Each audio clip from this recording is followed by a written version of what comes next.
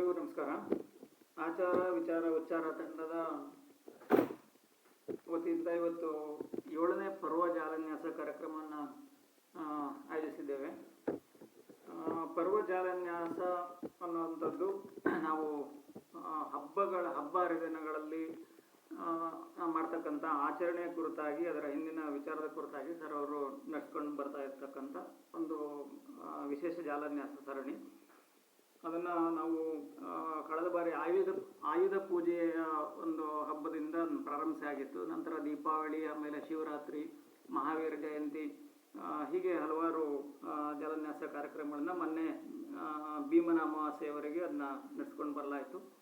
ಭಾಳಷ್ಟು ಜನ ತಾವು ಕೂಡ ಭಾಗಿಯಾಗಿದ್ದರೆ. ಅದರಂತೆ ಇವತ್ತು ಕಳೆದ ಶುಕ್ರವಾರ ನಾವು ವರಮಹಾಲಕ್ಷ್ಮಿ ವ್ರತದ ಆಚರಣೆಯನ್ನು ಮಾಡಿದ್ದೇವೆ.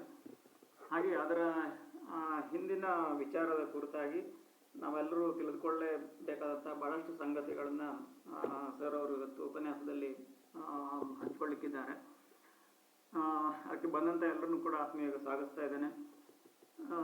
ಜೊತೆಗೆ ಹೊಸದಾಗಿ ಇಲ್ಲಿ ಬಂದಂಥವರು ಇವತ್ತಿನ ಉಪನ್ಯಾಸದ ನಂತರ, ಅಂದರೆ ಮುಂದಿನ ಉಪನ್ಯಾಸ ನಮ್ಮ ಲೀಲಾ ಜಲನ್ಯಾಸ ಕಾರ್ಯಕ್ರಮ ಇರುತ್ತೆ. ಅದು 38ನೇ ಕಾರ್ಯಕ್ರಮ ಆಗುತ್ತೆ. ಅದನ್ನು ನಂಬಿಕೆ ಕುರಿತಾಗಿ ವಿಷಯವನ್ನು ತೆಗೆದುಕೊಳ್ಳಿಕ್ಕಿದ್ದಾರೆ ಸರ್ ಅವರು. ಈ ತಂಡಕ್ಕೆ ಯಾರಾದರೂ ಮತ್ತೆ ಬರಲಿಕ್ಕೆ ಇಚ್ಛೆ ಪಡೋರಿದ್ದರೆ ನಾನು ಮತ್ತೊಮ್ಮೆ ನಮ್ಮ ವಾಟ್ಸಪ್ ತಂಡದ ಲಿಂಕನ್ನು ಕೂಡ ಇದರಲ್ಲಿ ಚಾಟ್ ಬಾಕ್ಸಲ್ಲಿ ಹಾಕ್ತೇನೆ. ಅದನ್ನ ಕ್ಲಿಕ್ ಮಾಡಿ ತಾವು ಸೇರ್ಕೋಬೋದು. ಅದರಲ್ಲಿ ಒಂದು ಸಂಗತಿ ಅಂತಂದರೆ, ಅಲ್ಲಿ ನಾವು ಗುಡ್ ಮಾರ್ನಿಂಗ್, ಗುಡ್ ಈವ್ನಿಂಗ್ ಅನ್ನುವಂಥ ಕ್ಲೀಶೆಯಾದಂಥ ಶುಭಾಶಯಗಳನ್ನು ಅಥವಾ ಬೇರೆ ಆದ ಮಾಹಿತಿಗಳನ್ನ ಹಂಚ್ಕೊಳ್ಳದೆ ಈ ಒಂದು ಆಚಾರ ವಿಚಾರ ಉಚ್ಚಾರಕ್ಕೆ ಪೂರಕವಾದಂಥ ಸಂಗತಿಗಳನ್ನ ಮಾತ್ರ ಚರ್ಚೆ ಮಾಡಲಿಕ್ಕೆ ಒಂದು ಅಂತ ಉದ್ದೇಶ ಇಟ್ಕೊಂಡಿದ್ದೇವೆ. ಸೊ ಅದನ್ನು ಬಂದಂಥವ್ರು ಎಲ್ಲರೂ ಅದನ್ನ ಲಕ್ಷ್ಯ ಹಾಕಬೇಕು ಅಂತ ಕೇಳ್ಕೊಳ್ತಾ, ಜೊತೆಗೆ ಈಗ ಯಾರಾದರೂ ಆಡಿಯೋ ವಿಡಿಯೋ ಆನ್ ಇದ್ದರೆ ಅದನ್ನು ಮ್ಯೂಟ್ ಮಾಡ್ಕೊಳ್ಳಿ ಅಂತ ಹೇಳ್ತಾ ಎಲ್ಲರನ್ನೂ ಕೂಡ ಆತ್ಮೀಯವಾಗಿ ಸ್ವಾಗತಿಸ್ತಾ ಸರ್ ಅವರು ಉಪನ್ಯಾಸ ಪ್ರಾರಂಭಿಸಬೇಕಾಗಿ ವಿನಂತಿಸ್ತಾ ಇದ್ದೇನೆ. ಒಂದು ಚಿಕ್ಕ ಬದಲಾವಣೆ ಇತ್ತು. ನಾವು ವರಮಹಾಲಕ್ಷ್ಮಿ ಹಬ್ಬದ ದಿನನೇ ಮಾಡೋಣ ಅಂತ ಅಂದ್ಕೊಂಡ್ವಿ. ಆದರೆ ಅವತ್ತು ಎಲ್ಲರೂ ಒಂದು ಆಚರಣೆಯಲ್ಲಿ ತೊಡಗಿರೋದ್ರಿಂದ ಆಗಲಿಕ್ಕಿಲ್ಲ ಅನ್ನಿಸ್ತು. ಆದರೆ ಭಾನುವಾರ ದಿವಸ ನನಗೆ ವೈಯಕ್ತಿಕವಾಗಿ ತೊಂದರೆ ಇತ್ತು. ಹಾಗಾಗಿ ಇವತ್ತು ಸೋಮವಾರ ದಿವಸ ಆಯೋಜನೆ ಮಾಡಿದ್ದೀವಿ. ಅದಕ್ಕೆ ಭಾಳಷ್ಟು ಜನಕ್ಕಿನ್ನೂ ಅದು ಸರಿಯಾಗಿ ರೀಚ್ ಆಗಲಿಲ್ಲ ಏನೋ ಗೊತ್ತಾಗ್ತಾ ಇಲ್ಲ. ನೋಡೋಣ. ಬಂದಂಥ ಎಲ್ಲರೂ ಕೂಡ ಸ್ವಾಗತಿಸ್ತಾ ಸರ್ ಅವರು ಉಪನ್ಯಾಸ ಪ್ರಾರಂಭಿಸಬೇಕಾಗಿ ವಿನಂತಿಸ್ತಾ ಇದ್ದೀನಿ.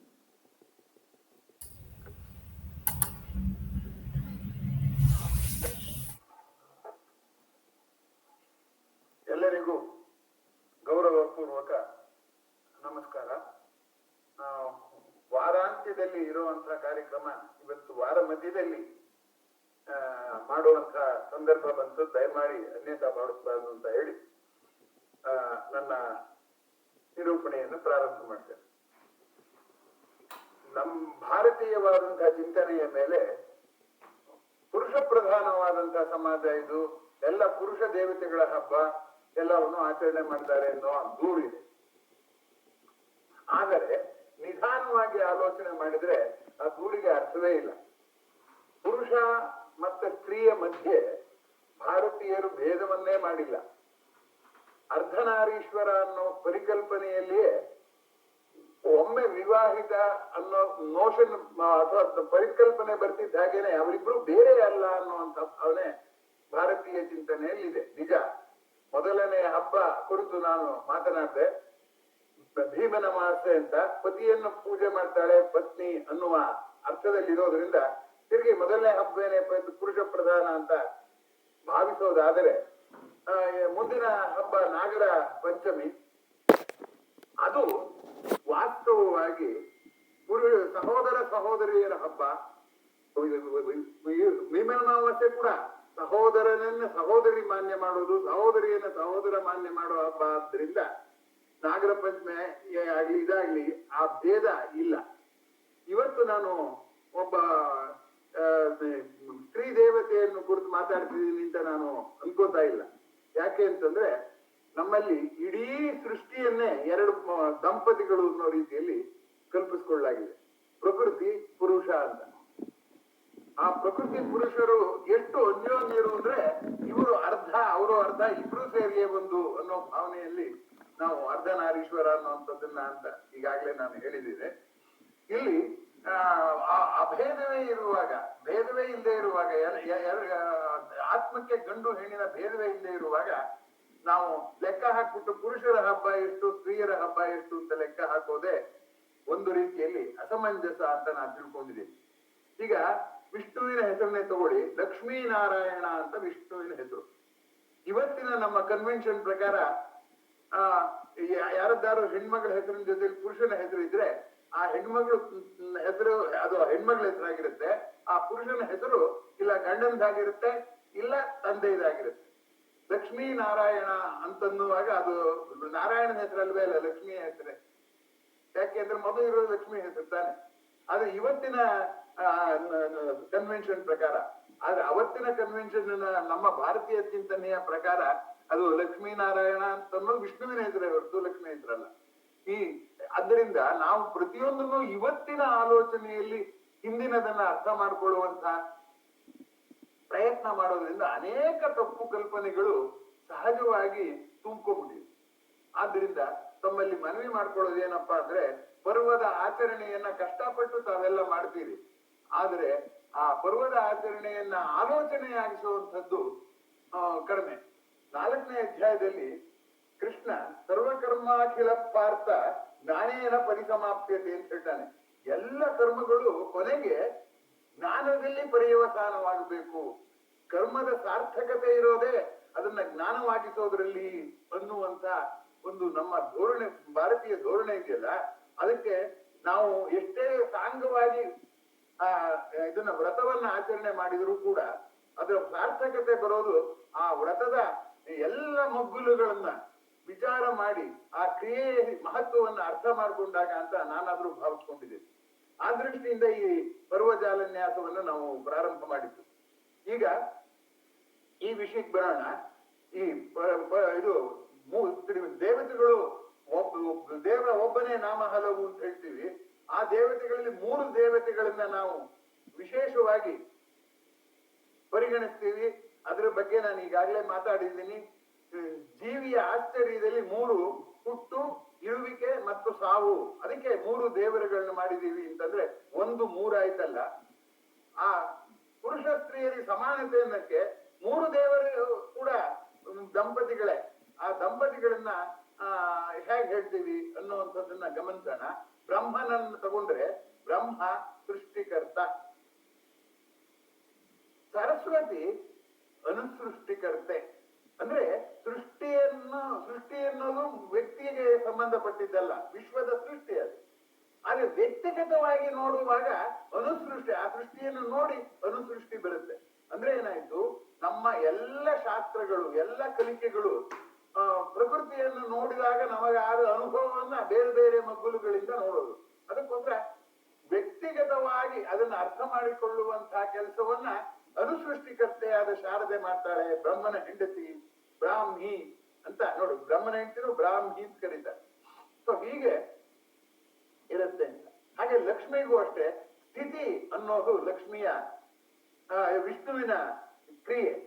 ಆ ಕ್ರಿಯೆಗೆ ಧರ್ಮಪತ್ನಿಯಾಗಿ, ಸೃಷ್ಟಿಗೆ ಧರ್ಮಪತ್ನಿಯಾಗಿ ಅನುಸೃಷ್ಟಿ ಬರೋ ಹಾಗೆ ಸ್ಥಿತಿಗೆ ಧರ್ಮಪತ್ನಿಯಾಗಿ ಅಥವಾ ಅನುಸೃಷ್ಟಿಯಾಗಿ ಯಾರು ಲಕ್ಷ್ಮಿ ಬರ್ತಾಳೆ ಅನ್ನುವಂಥದ್ದು.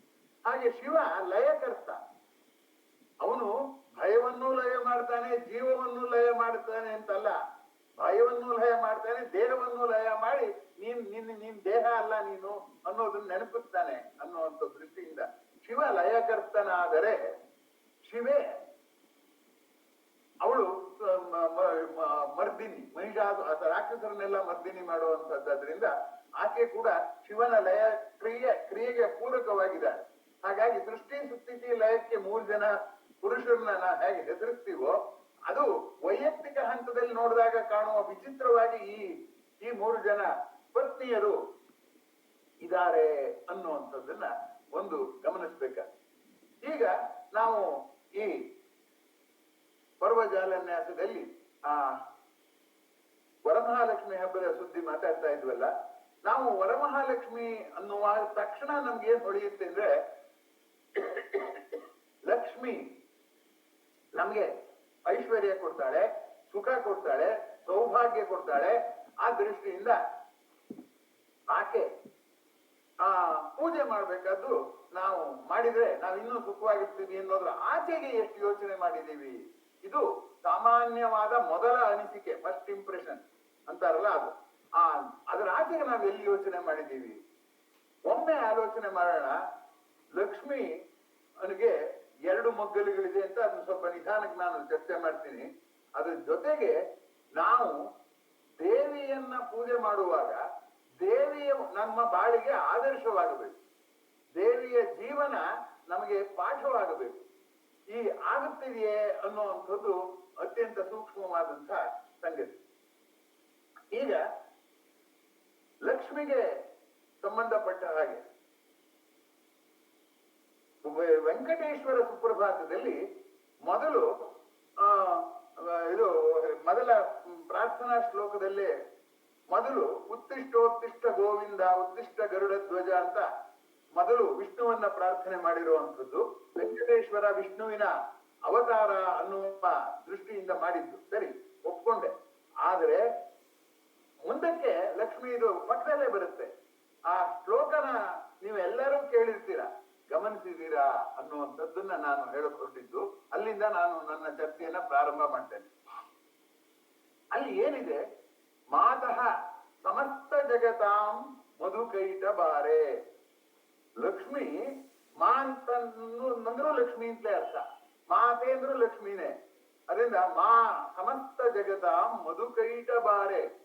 ಮಧುಕೈಟಬ ಅನ್ನುವರ ಶತ್ರು ನೀನು, ಸಮಸ್ತ ಜಗತ್ತಿಗೆ ತಾಯಿ. ಆದ್ರೆ ನಿನ್ನ ಸ್ವಂತ ಮಕ್ಕಳು ಮಧುಕೈಟಬರು ವಿಷ್ಣುವಿನ ಸ್ವಂತ ಮಕ್ಕಳು, ವಿಷ್ಣುವಿನ ಕರ್ಣ ಮಲದಿಂದ ಹುಟ್ಟಿದವರು. ಮಧು ಅಂತ ಒಬ್ಬನ ಹೆಸರು, ಕೈಟಬ ಅಂತ ಒಬ್ಬನ ಹೆಸರು. ಅದು ಹೇಗಿದೆ ಅಂತಂದ್ರೆ, ಮಧು ಅಂದ್ರೆ ಅವನು ಪ್ರಪಂಚದಲ್ಲಿ ಸುಂದರವಾದದ್ದನ್ನೆಲ್ಲ ಕೈ ಹಾಕಿ ತನಗ್ ತಿನ್ನುವಂಥವನು, ತನಗ್ ಬೇಕು ಅಂತ ಅನ್ನುವಂಥವ್ನು ಮಧು. ಅಂದ್ರೆ nature is A source of happiness, source of wealth. ಅದನ್ನ ನಾನು ತಗೋಬೇಕು ಅನ್ನುವಂಥ ರಾಕ್ಷಸ ಮಧು. ನಾವು ವರಮಹಾಲಕ್ಷ್ಮಿ ಪೂಜೆ ಮಾಡುವಾಗ ಮಧುವಾಗಿದ್ದೀವಿ ಅಂತ ನನ್ನ ವಾದ. ಯಾಕೆಂದ್ರೆ ನಾವು ಲಕ್ಷ್ಮಿಯಿಂದ ಇನ್ನೇನು ಕೇಳ್ತಾ ಇಲ್ಲ. ನಾವು ಏನ್ ಕೇಳ್ತಾ ಇದೀವಿ, ನಮ್ಗೆ ಸುಖ ಕೊಡು ಅಂತ. ಇನ್ನೊಬ್ಬ ಕೈಟಬ ಅಂತ, ಮಧು ಅನ್ನೋನು ಮೃದುವಾಗಿ ಪ್ರಕೃತಿಲೇನಿದೆಯೋ ಅದು ತಗೋತಾನೆ. ಈ ಕೈಟಬ ಇದಾನಲ್ಲ, ಅವನು ಇನ್ನೂ ದುಷ್ಟ. ಅವನು ಕೈಟಬ ಅಂದ್ರೆ ಕರ್ಕಶವಾದವನು ಅಂತ. ಅವನೇನ್ ಮಾಡ್ತಿದ್ದಾನೆ, ಪ್ರಕೃತಿನೇ ಹಾಳು ಮಾಡ್ತಾ ಇದ್ದಾನೆ, ಪ್ರಕೃತಿಯನ್ನೆಲ್ಲ ಹಾಳು ಮಾಡೋದಕ್ಕೆ ಶುರು ಮಾಡ್ತಾನೆ ಅಂತ. ಈಗ ಮಧು ಕೈಟಬ ಇಬ್ರು ಸೃಷ್ಟಿಯಿಂದಲೇ ಬಂದವರು. ಒಬ್ಬ ಸೃಷ್ಟಿಯ ಸುಂದರವಾದದ್ದನ್ನೆಲ್ಲ ಲೂಟಿ ಮಾಡ್ಬೇಕು ಅಂತಾನೆ ಮಧು. ಕೈಟಬ ಸೃಷ್ಟಿಯನ್ನೇ ಕುಟ್ಟಿ ಪುಡಿ ಪುಡಿ ಮಾಡ್ತಿದ್ದಾನೆ ಅಂತ ಆ ಪುರಾಣ ಹೇಳುತ್ತೆ. ಈಗ ಅವರಿಬ್ರು ಕಥೆ ಕೇಳಿದ್ರೆ ನಮ್ಗೆ ನಾವು ಅವರಿಬ್ರೇ ಆಗಿದ್ದೀವಿ ಅಂತ ಅನ್ಸೋದಿಲ್ವಾ? ಪ್ರಕೃತಿ ಅನ್ನೋದನ್ನ ನಾವು ಮೊದಲು ತಾಯಿ ಅಂತ ಹೇಳ್ತಿದ್ದವರು ಈಗ it is A source of wealth, it is A source of comfort, it is A source of machine, it is A source of consumer goods ಅಂತ ಅನ್ಕೋತಾ ಇಲ್ವಾ?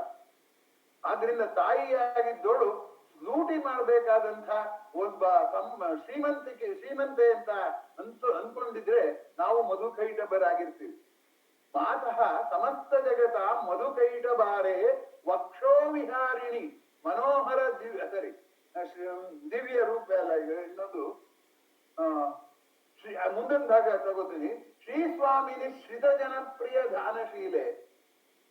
ಆ ಶ್ರೀಸ್ವಾಮಿನಿ ವಿಷ್ಣುವಿನ ಹೆಂಡತಿ.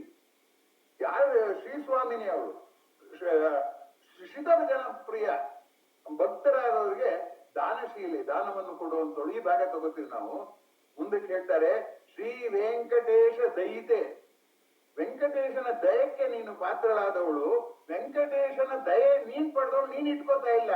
ದಯಾನಿಧೆ, ಎಲ್ಲರಿಗೂ ದಯೆಯನ್ನ ಹಂಚ್ತಾ ಇದೀಯಾ ಅಂತ ಇದೆ ಆ ಶ್ಲೋಕದಲ್ಲಿ.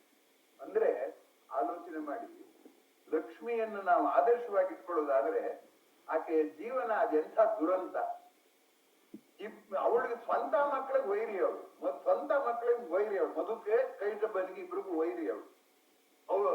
ಆ ಮಧುಕೈಟಬರನ್ನ ಅಲ್ದಲೇನೆ ಇನ್ನೊಬ್ಬ ಮಗ ಮನ್ಮಥ, ಅಂದ್ರೆ ಮನಸ್ಸಿನ ಆಸೆಗಳು. ನೋಡಿ, ನಮ್ಮೊಳಗೆ ಚೈತನ್ಯ ಇದೆ, ನಾವು ದೈವಾಂಶ ಸಂಭೂತರು ಅಂದ್ರೂ ಕೂಡ ಈ ಶರೀರ ಆಸೆಗಳನ್ನ ಹುಟ್ಟಿಸ್ಬಿಟ್ಟು ಆ ದೈವಾಂಶ ಸಂಭೂತವನ್ನೇ ಮರೆಸುವಂತದ್ದು ಮಾಡುತ್ತೆ. ಸೊ ಮಧು ಕೈಟಬ ಮತ್ತು ಮನ್ಮಥ ಮೂರು ಜನ್ಮವು ನಮ್ಮಲ್ಲಿರುವಂತ ವಿಶ್ವ ಚೈತನ್ಯದ ಒಂದು ಆಶ್ಚರ್ಯವನ್ನ ಮರೆಮಾಚಿಸಿ ಆಸೆಯ ಸೆರೆಮನೆಯಲ್ಲಿ ನಮ್ಮನ್ನ ತಳ್ಳುವಂತವ್ರು ಅವ್ರು ಮೂರು ಜನ್ಮ ಮಕ್ಕಳು, ಲಕ್ಷ್ಮಿ ಮಕ್ಕಳು. ಇನ್ನೊಬ್ಬ ಮಗ ನರಕಾಸುರ ಅಂತಿದ್ದಾನೆ, ಅವನು ಕೂಡ ಪ್ರಪಂಚವನ್ನೇ ನರಕವಾಗಿ ಮಾಡೋನು. ಅವನು ಕೂಡ ಲಕ್ಷ್ಮೀ ಮಗ, ಅವನನ್ನ ಲಕ್ಷ್ಮಿಯೇ ಸಾಯಿಸ್ತಾನೆ, ಸತ್ಯಭಾಮೆಯ ರೂಪದಲ್ಲಿ ಸಾಯಿಸ್ತಾಳೆ ಅಂತ. ಅಂದ್ರೆ ಪುರಾಣದ ಕಥೆಗಳನ್ನ ಅರ್ಥ ಮಾಡ್ಕೋಬೇಕಾದ್ದನ್ನ ಹೇಗೆ ಅಂತ ಆಲೋಚನೆ ಮಾಡಿ, ಯಾರು ಜಗತ್ತಿಗೆ ಸಿರಿಯನ್ನು ಒದಗಿಸ್ತಾಳೋ, ಯಾರು ಜಗತ್ತಿನ ಅಸ್ತಿತ್ವಕ್ಕೆ ವಿಷ್ಣು ಇದ್ರೆ ಇವಳು ಸಿರಿ, ಆ ಅಸ್ತಿತ್ವವನ್ನು ಇನ್ನೂ ಸುಖಮಯವಾಗಿ ಮಾಡಕ್ಕೆ ಲಕ್ಷ್ಮಿ ಇದ್ದಾಳೋ, ಅವಳು 4 ಜನ ಮಕ್ಕಳು ರಾಕ್ಷಸರು. ಆದ್ರೆ ಆ ವಿಷ್ಣುವನ್ನ ಧ್ಯಾನ ಮಾಡುವಂತ ಪ್ರಹ್ಲಾದ ಒಬ್ಬ ರಾಕ್ಷಸನ ಮಗ. ಅಂದ್ರೆ ಏನಾಯ್ತು, ಲಕ್ಷ್ಮಿ ತನ್ನ ಸ್ವಂತ ಮಕ್ಕಳನ್ನೇ ಕೊಲ್ಲುವ ಕ್ರೌರ್ಯವನ್ನ ಮಾಡ್ಬೇಕಾಗಿ ಬಂತು. ಹಾಗೆ ಲಕ್ಷ್ಮಿಯನ್ನ ಅರ್ಥ ಮಾಡ್ಕೋಬೇಕಾದ್ರೆ ನಮ್ಮ ಆಸೆಗಳನ್ನೇ ನಾವು ಕೊಲ್ಲುವ ಜವಾಬ್ದಾರಿ ಕೂಡ ನಮ್ಗೆ ಇದೆ ಅನ್ನುವಂಥದ್ದಾದ್ರೆ ಲಕ್ಷ್ಮಿಯ ಜೀವನ ಎಂಥ ಆಶ್ಚರ್ಯ ನೋಡಿ. ತನ್ನ ಸ್ವಂತ ಮಕ್ಕಳಿಗೆ ಅವಳು ಕ್ರೂರಿ, ತನ್ನ ಭಕ್ತರಿಗೆ ಕರುಣಾಮಯಿ, ಅದು ಏನು ಇಡೀ ಜಗತ್ತಿಗೆ ಕರುಣಾಮಯಿ ಅಂತ ಇರೋದ್ರಿಂದ ನಾವು ನನಗೆ ಅನಿಸಿತು ನನ್ನಿಷ್ಟ ಅನ್ನುವುದ ನಾನುವನ್ನ ಕೊಲ್ಲಬೇಕಾದ ಅಗತ್ಯವನ್ನ ವರಮಹಾಲಕ್ಷ್ಮಿ ಹೇಳ್ತಾ ಇದ್ದಾಳೆ. ಆದ್ರೆ ನಾವು ಪೂಜೆ ಮಾಡೋದು ಹೇಗಪ್ಪ ಅಂದ್ರೆ, ನಾನುವನ್ನ ಸ್ಟ್ರೆಂಥನ್ ಮಾಡು, ಶಕ್ತಿ, ನಂಗೆ ಇನ್ನೂ ಶಕ್ತಿ ಕೊಡು, ನಂಗೆ ಇನ್ನೊಂದಿಷ್ಟು ಐಶ್ವರ್ಯ ಕೊಡು, ನಾನು ನಾಣ್ಯನೇ ಪೂಜೆ ಮಾಡ್ಬಿಡ್ತೀನಿ ಅನ್ನುವ ರೀತಿಯಲ್ಲಿ ನಾವು ಹೋಗ್ತಾ ಇರೋದ್ರಿಂದ ವರಮಹಾಲಕ್ಷ್ಮಿಯ ಪರಿಕಲ್ಪನೆ ಇದೆಯಲ್ಲ, ಆ ವರಮಹಾಲಕ್ಷ್ಮಿಯ ಪರಿಕಲ್ಪನೆಯನ್ನೇ ನಾವು ಅರ್ಥ ಮಾಡ್ಕೊಂಡಿಲ್ಲ. ಒಂದು ಮಕ್ಕಳನ್ನೇ ಮಾಡಿ ನಾವು ಮಧುಕೈಟಭರಾಗಿದ್ದೀವಿ, ನರಕರಾಗಿದ್ದೀವಿ, ಕಾಮನೆಗಳನ್ನೇ ನಾನು ಅಂತ ಅಂದ್ಕೊಳ್ಳೋ ಕಾಮರಾಗಿದ್ದೇವೆ. ಆ 3 ಜನವು ಲಕ್ಷ್ಮಿಯ ವೈರಿಗಳು. ನಮ್ಮ ಲಕ್ಷ್ಮಿ ನಮ್ಮ ತಾಯಿ ಲಕ್ಷ್ಮಿ ನಮ್ಗೆ ಯಾವಾಗ ಅನುಕೂಲ ಆಗ್ತಾಳೆ ಅಂದ್ರೆ, ನನ್ನ ಮನಸ್ಸಿನಲ್ಲಿ ಉದಿಸಿದ್ದನ್ನೆಲ್ಲ ಪಕ್ಕಕ್ಕಿಟ್ರೆ ಆಗ ಲಕ್ಷ್ಮಿ ಒಲಿತಾಳೆ. ಆ ಒಲಿದಾಗ ಲಕ್ಷ್ಮಿ ಕೃಪೆಯಿಂದ ನಾರಾಯಣನು ನಮ್ಗೆ ಸಿಗ್ತಾನೆ ಅನ್ನುವ ಭಾವನೆ ಇದೆ ಅನ್ನುವಂಥದ್ದನ್ನ ವ್ರತ ಮಾಡಿರುವ ನಾವು ಅದನ್ನ ಸ್ಪಷ್ಟ ಮಾಡ್ಕೊಂಡೇ ಇಲ್ಲ. ಇದು ಒಂದು ವರಮಹಾಲಕ್ಷ್ಮಿ ವ್ರತದಲ್ಲಿ ತುಂಬಾ ಗಮನಿಸಬೇಕಾದದ್ದು. ಬರೇ ನಾವು ಪೂಜೆ ಮಾಡೋದು, ವರ ಕೇಳೋದು ಅಂದ್ರೆ ವ್ಯಾಪಾರ ಆಗುತ್ತೆ. ಅಲ್ಲಿಗೆ ಪೂಜೆ ಅನ್ನೋದು ವ್ಯಾಪಾರ ಆಗುತ್ತೆ ಹೊರತು ಭಕ್ತಿ ಆಗೋದಿಲ್ಲ. ಇಲ್ಲಿ ನಾವೀಗ ಮಾಡ್ತಿರೋದೇ ವ್ಯಾಪಾರ. ಅದರಿಂದ ನಮ್ಗೆ ನಮ್ಮ ವ್ರತದ ಬಗ್ಗೆನೆ ನಮ್ಮ ದೇವರ ಪರಿಕಲ್ಪನೆಯ ಬಗ್ಗೆ ನಮ್ಗೆ ನಾಚಿಕೆ ಆಗ್ಬೇಕು. ಯಾಕೆಂದ್ರೆ ಮಧು ಕೈಟಭರು ಏನ್ ಮಾಡಿದ್ರು, ಮನ್ಮಥ ಏನ್ ಮಾಡಿದನೋ ಅವ್ನ್ ಮಾಡಿದೀವಿ. ನಮ್ಮ ಪ್ರಕೃತಿಯನ್ನೇ ನಾವು ನರಕವಾಗಿ ಸೃಷ್ಟಿಸಿಕೊಂಡಿದೀವಿ ಅನ್ನುವಂಥದ್ದು ತುಂಬಾ ಗಮನಿಸ್ಬೇಕಾದ್ರೆ. ಯಾವ ತಾಯಿ ನನಗೆ ಸುಖ ಕೊಡ್ತಾಳೆ ಅದಕ್ಕೆ ನಮ್ಮಮ್ಮ ಬೇಕು ಅಂತಲ್ಲ, ನನ್ನ ಗಿರವಿಗೆ ಕಾರಣವಾದಳಲ್ಲ ಅದರಿಂದ ನನಗೆ ಅಮ್ಮ ಬೇಕು ಅಂತ ಹೇಳುವಂಥದ್ದು ತುಂಬಾ ಮುಖ್ಯವಾದದ್ದು. ಪುರಂದರದಾಸ್ ಹೇಳ್ತಾರೆ, ದೇವರನ್ನೇ ಅನ್ಕಿಸ್ಕೋತಾರೆ. ಏನು, ನಿನ್ನಂಥ ಸ್ವಾಮಿ ಏನಾಗುಂಟು ನಿನಗಿಲ್ಲ, ನನಗೊಬ್ಬ ಸ್ವಾಮಿ ಬೇಕು, ನಿನ್ನಂಥವನಿದೆಯಾ, ಈಗ ಯಾರಿದ್ದಾರೆ ಹೇಳು. ನಿನ್ನಂಥ ದೇವ ಏನಾಗುಂಟು ನಿನಗಿಲ್ಲ, ನಿನ್ನಂಥ ಎನ್ನರಸಿ ಲಕುಮಿ ನಿನ್ನ ತಾಯಿ, ನನ್ನ ತಾಯಿ, ನಿನ್ನರಸಿ ಲಕುಮಿ ಎನ್ನ ತಾಯಿ, ನಿನ್ನ ತಾಯಿಯ ತೋರೋ ಪುರಂದರ ವಿಠಲ, ನೀನೇ ಪರದೇಶಿ ನಾನೇ ಸ್ವದೇಶಿ ಅಂತ. ಅದ್ರಿಂದ ತಂದೆ ಇದ್ರೆ ಸಾಲದು, ಸ್ವದೇಶಿ ಆಗ್ಬೇಕು, ತಾಯಿ ಬೇಕು. ನನಗೆ ನಿನ್ನ ಹೆಂಡತಿ ತಾಯಿ, ನಿನಗೆ ಯಾರಿದ್ದಾರೆ ಹೇಳು ಅಂತ ಪುರಂದರದಾಸರು ಸಲುಗಿಯಾಗಿ, ದೇವರು ಅಂದ್ರೆ ನಾವು ಯಾವಾಗ್ಲೂ ವರ ಕೇಳ್ಕೊಳ್ಳೋದಲ್ಲ, ಎಷ್ಟು ಸಲುಗಿಯಾಗಿ ಆ ಮಾತೆಯನ್ನ ಬಗ್ಗೆ ಹೇಳ್ತಾ, ಹೆಮ್ಮೆಯಾಗಿ ಹೇಳ್ತಾ, ನಿನ್ನ ಅರಸಿ ಲಕುಮಿ ನನ್ನ ತಾಯಿ, ನಿನ್ನ ತಾಯಿಯ ತೋರೋ ಪುರಂದರ ವಿಠಲ ಅಂತ ಹೇಳ್ತಾರೆ. ಆದ್ದರಿಂದ ನಾವು ಅಂದ್ಕೊಂಡಷ್ಟು ನಾವು ಪೂಜೆ ಮಾಡ್ಬಿಟ್ರೆ ಹಣ ಕೊಟ್ಬಿಡ್ತಾಳೆ, ವಸ್ತ್ರ ಕೊಟ್ಬಿಡ್ತಾಳೆ, ಒಡವೆ ಕೊಟ್ಬಿಡ್ತಾಳೆ, ನಾವು ಪೂಜೆ ಮಾಡ್ಬಿಡ್ತೀವಿ ಅನ್ನೋದು ನಮ್ಮ ಮಧುಕೈಟಭ ಗುಣ ಅಂತ ನನ್ನ ಭಾವನೆ. ಇದನ್ನ ನಾನು ನಿಮ್ ಮುಂದೆ ನಿರೂಪಣೆ ಮಾಡ್ಬೇಕಾಗಿತ್ತು. ಅದಕ್ಕೋಸ್ಕರ ಈ ವ್ರತದ ನೆವದಲ್ಲಿ ಪ್ರಕೃತಿಯನ್ನ ನಾವು ನೋಡುವ ರೀತಿ, it's A source of income, it's A source of comfort, it's A source of many beauty, many ಇವೆಲ್ಲವೂ ಅಂತ ನಾವು ಭಾವಿಸೋದ್ರ ಜೊತೆಗೆ ಅದಿಲ್ಲದೆ ನಾವು ಬದುಕಕ್ಕೆ ಆಗಲ್ಲ ಅನ್ನೋದು ತುಂಬಾ ಮುಖ್ಯ. ಒಡವೆ ಹಾಕೋ ತಾಯಿ, ಇನ್ನು ಒಡವೆ ಹಾಕ್ಲಿಲ್ಲ ಅಂತ ಇಟ್ಕೊಂಡು ಒಬ್ಬ ತಾಯಿ ಒಡವೆ ಹಾಕ್ಲಿಲ್ಲ, ಮಗುನ್ ಹಾಕಿದ್ಲು, ಅವಳ ತಾಯಿ ಅಲ್ವೇನು? ಅದರಿಂದ ಒಡವೆ ಹಾಕೋ ಸೆಕೆಂಡರಿ, ಪ್ರೈಮರಿ ಯಾವುದು ನಮ್ಮನ್ನು ಬದುಕಿಸಿರೋ ಪ್ರಾಥಮಿಕವಾದದ್ದು ಆಕೆಯ ನಮ್ಮನ್ನ ಬದುಕುಳಿಯೋದಕ್ಕೆ ಅವಕಾಶ ಮಾಡಿಕೊಟ್ಟಿದ್ದಾಳಲ್ಲ ಅದು ಅನ್ನುವ ಭಾವ ನಮ್ಗೆ ಯಾವಾಗ ಬರುತ್ತೆ ಆಗ ವರಮಹಾಲಕ್ಷ್ಮಿ ವ್ರತಕ್ಕೆ ಸಾರ್ಥಕತೆ ಬರುತ್ತೆ ಅಂತ ನಾನಾದ್ರೂ ಭಾವಿಸ್ಕೊಂಡಿದ್ದೀನಿ. ಆದ್ದರಿಂದ ಈಗ ನಾನು ಇನ್ನೊಂದು ವಿಷಯವನ್ನ ನಿಮ್ಮಲ್ಲಿ ನಿರೂಪಣೆ ಮಾಡಬೇಕು. ಈ ಲಕ್ಷ್ಮಿಗೆ ನಾಣ್ಯಕ್ಕೆ ಹೇಗೆ ಎರಡು ಮುಖ ಇದೆಯೋ ಲಕ್ಷ್ಮಿಗೂ ಎರಡು ಮುಖ ಇದೆ ಅನ್ನೋದು ಪುರಾಣದ ಕಾಲದಿಂದ ಹಿಡಿದು ಇವತ್ತಿನವರೆಗೂ ಅದು ಮುಂದುವರ್ಕೊಂಡೇ ಹೋಗಿದೆ. ಆ ಎರಡು ಮಕ್ಕಳನ್ನು ನಿಜವಾಗಿ ಚತುರರಾದವರು ಜೀವನವನ್ನು ಕಂಡವರು ವಿವರಿಸ್ತಾನೆ ಹೋಗಿದ್ದಾರೆ. ದುಡ್ಡೇ ದೊಡ್ಡಪ್ಪ ಅಂತ ಒಂದು ಸಿನಿಮಾ ಬಂದಿತ್ತು. ಆ ದುಡ್ಡೇ ದೊಡ್ಡಪ್ಪ ಅನ್ನೋ ಚಲನಚಿತ್ರದಲ್ಲಿ ಏನಾಗುತ್ತೆ ಅಂದ್ರೆ ದುಡ್ಡಿನಿಂದಾಗಿಯೇ ಮಕ್ಕಳು ಹಾಳಾಗಿದ್ದನ್ನ ಆ ಸಿನಿಮಾದಲ್ಲಿ ತೋರಿಸಿದ್ರು. ಅದೇನು ದುಡ್ಡು ನಮ್ಗೆ ಸುಖ ಕೊಡುತ್ತೆ ಅನ್ನೋದ್ರ ಜೊತೆಗೆ ನಮ್ಮ ಪ್ರಜ್ಞೆಯನ್ನ ಕಳೆದ್ ಬಿಡುತ್ತೆ ಅನ್ನುವಂಥದ್ದು ಆ ಸಿನಿಮಾದ ಸಾರಾಂಶ. ದುಡ್ಡೇ ದೊಡ್ಡಪ್ಪ ಅಂತ ಸಿನಿಮಾ. ಅದರಲ್ಲಿ ಒಂದು ಹಾಡಿದೆ. ಆ ಹಾಡು ಬರೆದವರು ವಾದಿರಾಜರು ಬರೆದಿರೋ ಹಾಡನ್ನು ಅದ್ರಲ್ಲಿ ಬರೆದುಕೊಂಡಿದ್ದಾರೆ. ಹಣವೇ ನಿನ್ನಯ ಗುಣ ಎಷ್ಟು ವರ್ಣಿಸಲಿ, ಹಣವಿಲ್ಲದವನೊಬ್ಬ ಹೆಣವೇ ಸರಿ ಕಂಡ್ಯ ಅಂತ ಅದರ ಹಾಡು ಶುರುವಾಗುತ್ತೆ. ಈಗಲೂ ಬೇಕಾದ್ರೆ ದುಡ್ಡೇ ದೊಡ್ಡಪ್ಪ ಅನ್ನೋದ್ರಲ್ಲಿ ಅದನ್ನ ಹಣವೇ ನಿನ್ನಯ ಗುಣ ಅಂತ ಹಾಕಿದ್ರೆ ನಿಮ್ಗೆ ಯೂಟ್ಯೂಬ್ ಅಲ್ಲಿ ಬರುತ್ತೆ. ಹಾಡನ್ನು ಪೂರ್ತಿ ಕೇಳಿಸ್ಕೊಳ್ಳಿ. ನಾನು ಈಗ ಹಾಡನ್ನು ಹೇಳ್ತಾ ಇಲ್ಲ, ಅದ್ರ ಕೊನೆಯ ನುಡಿಯನ್ನು ಮಾತ್ರ ನನ್ನ ಉಪಯೋಗಕ್ಕೋಸ್ಕರ ನಾನು ಬಳಸ್ಕೊತಾ ಇದ್ದೀನಿ. ಏನಪ್ಪಾ ಅಂತಂದ್ರೆ, ಏನ್ ಮಾಡ್ತೀಯ ನೀನು ಹಣ ಅಂತಂದ್ರೆ, ಅರಿಯದವರಿಗೆ ಏನ್ ಮಾಡ್ತೀಯ ಅಂದ್ರೆ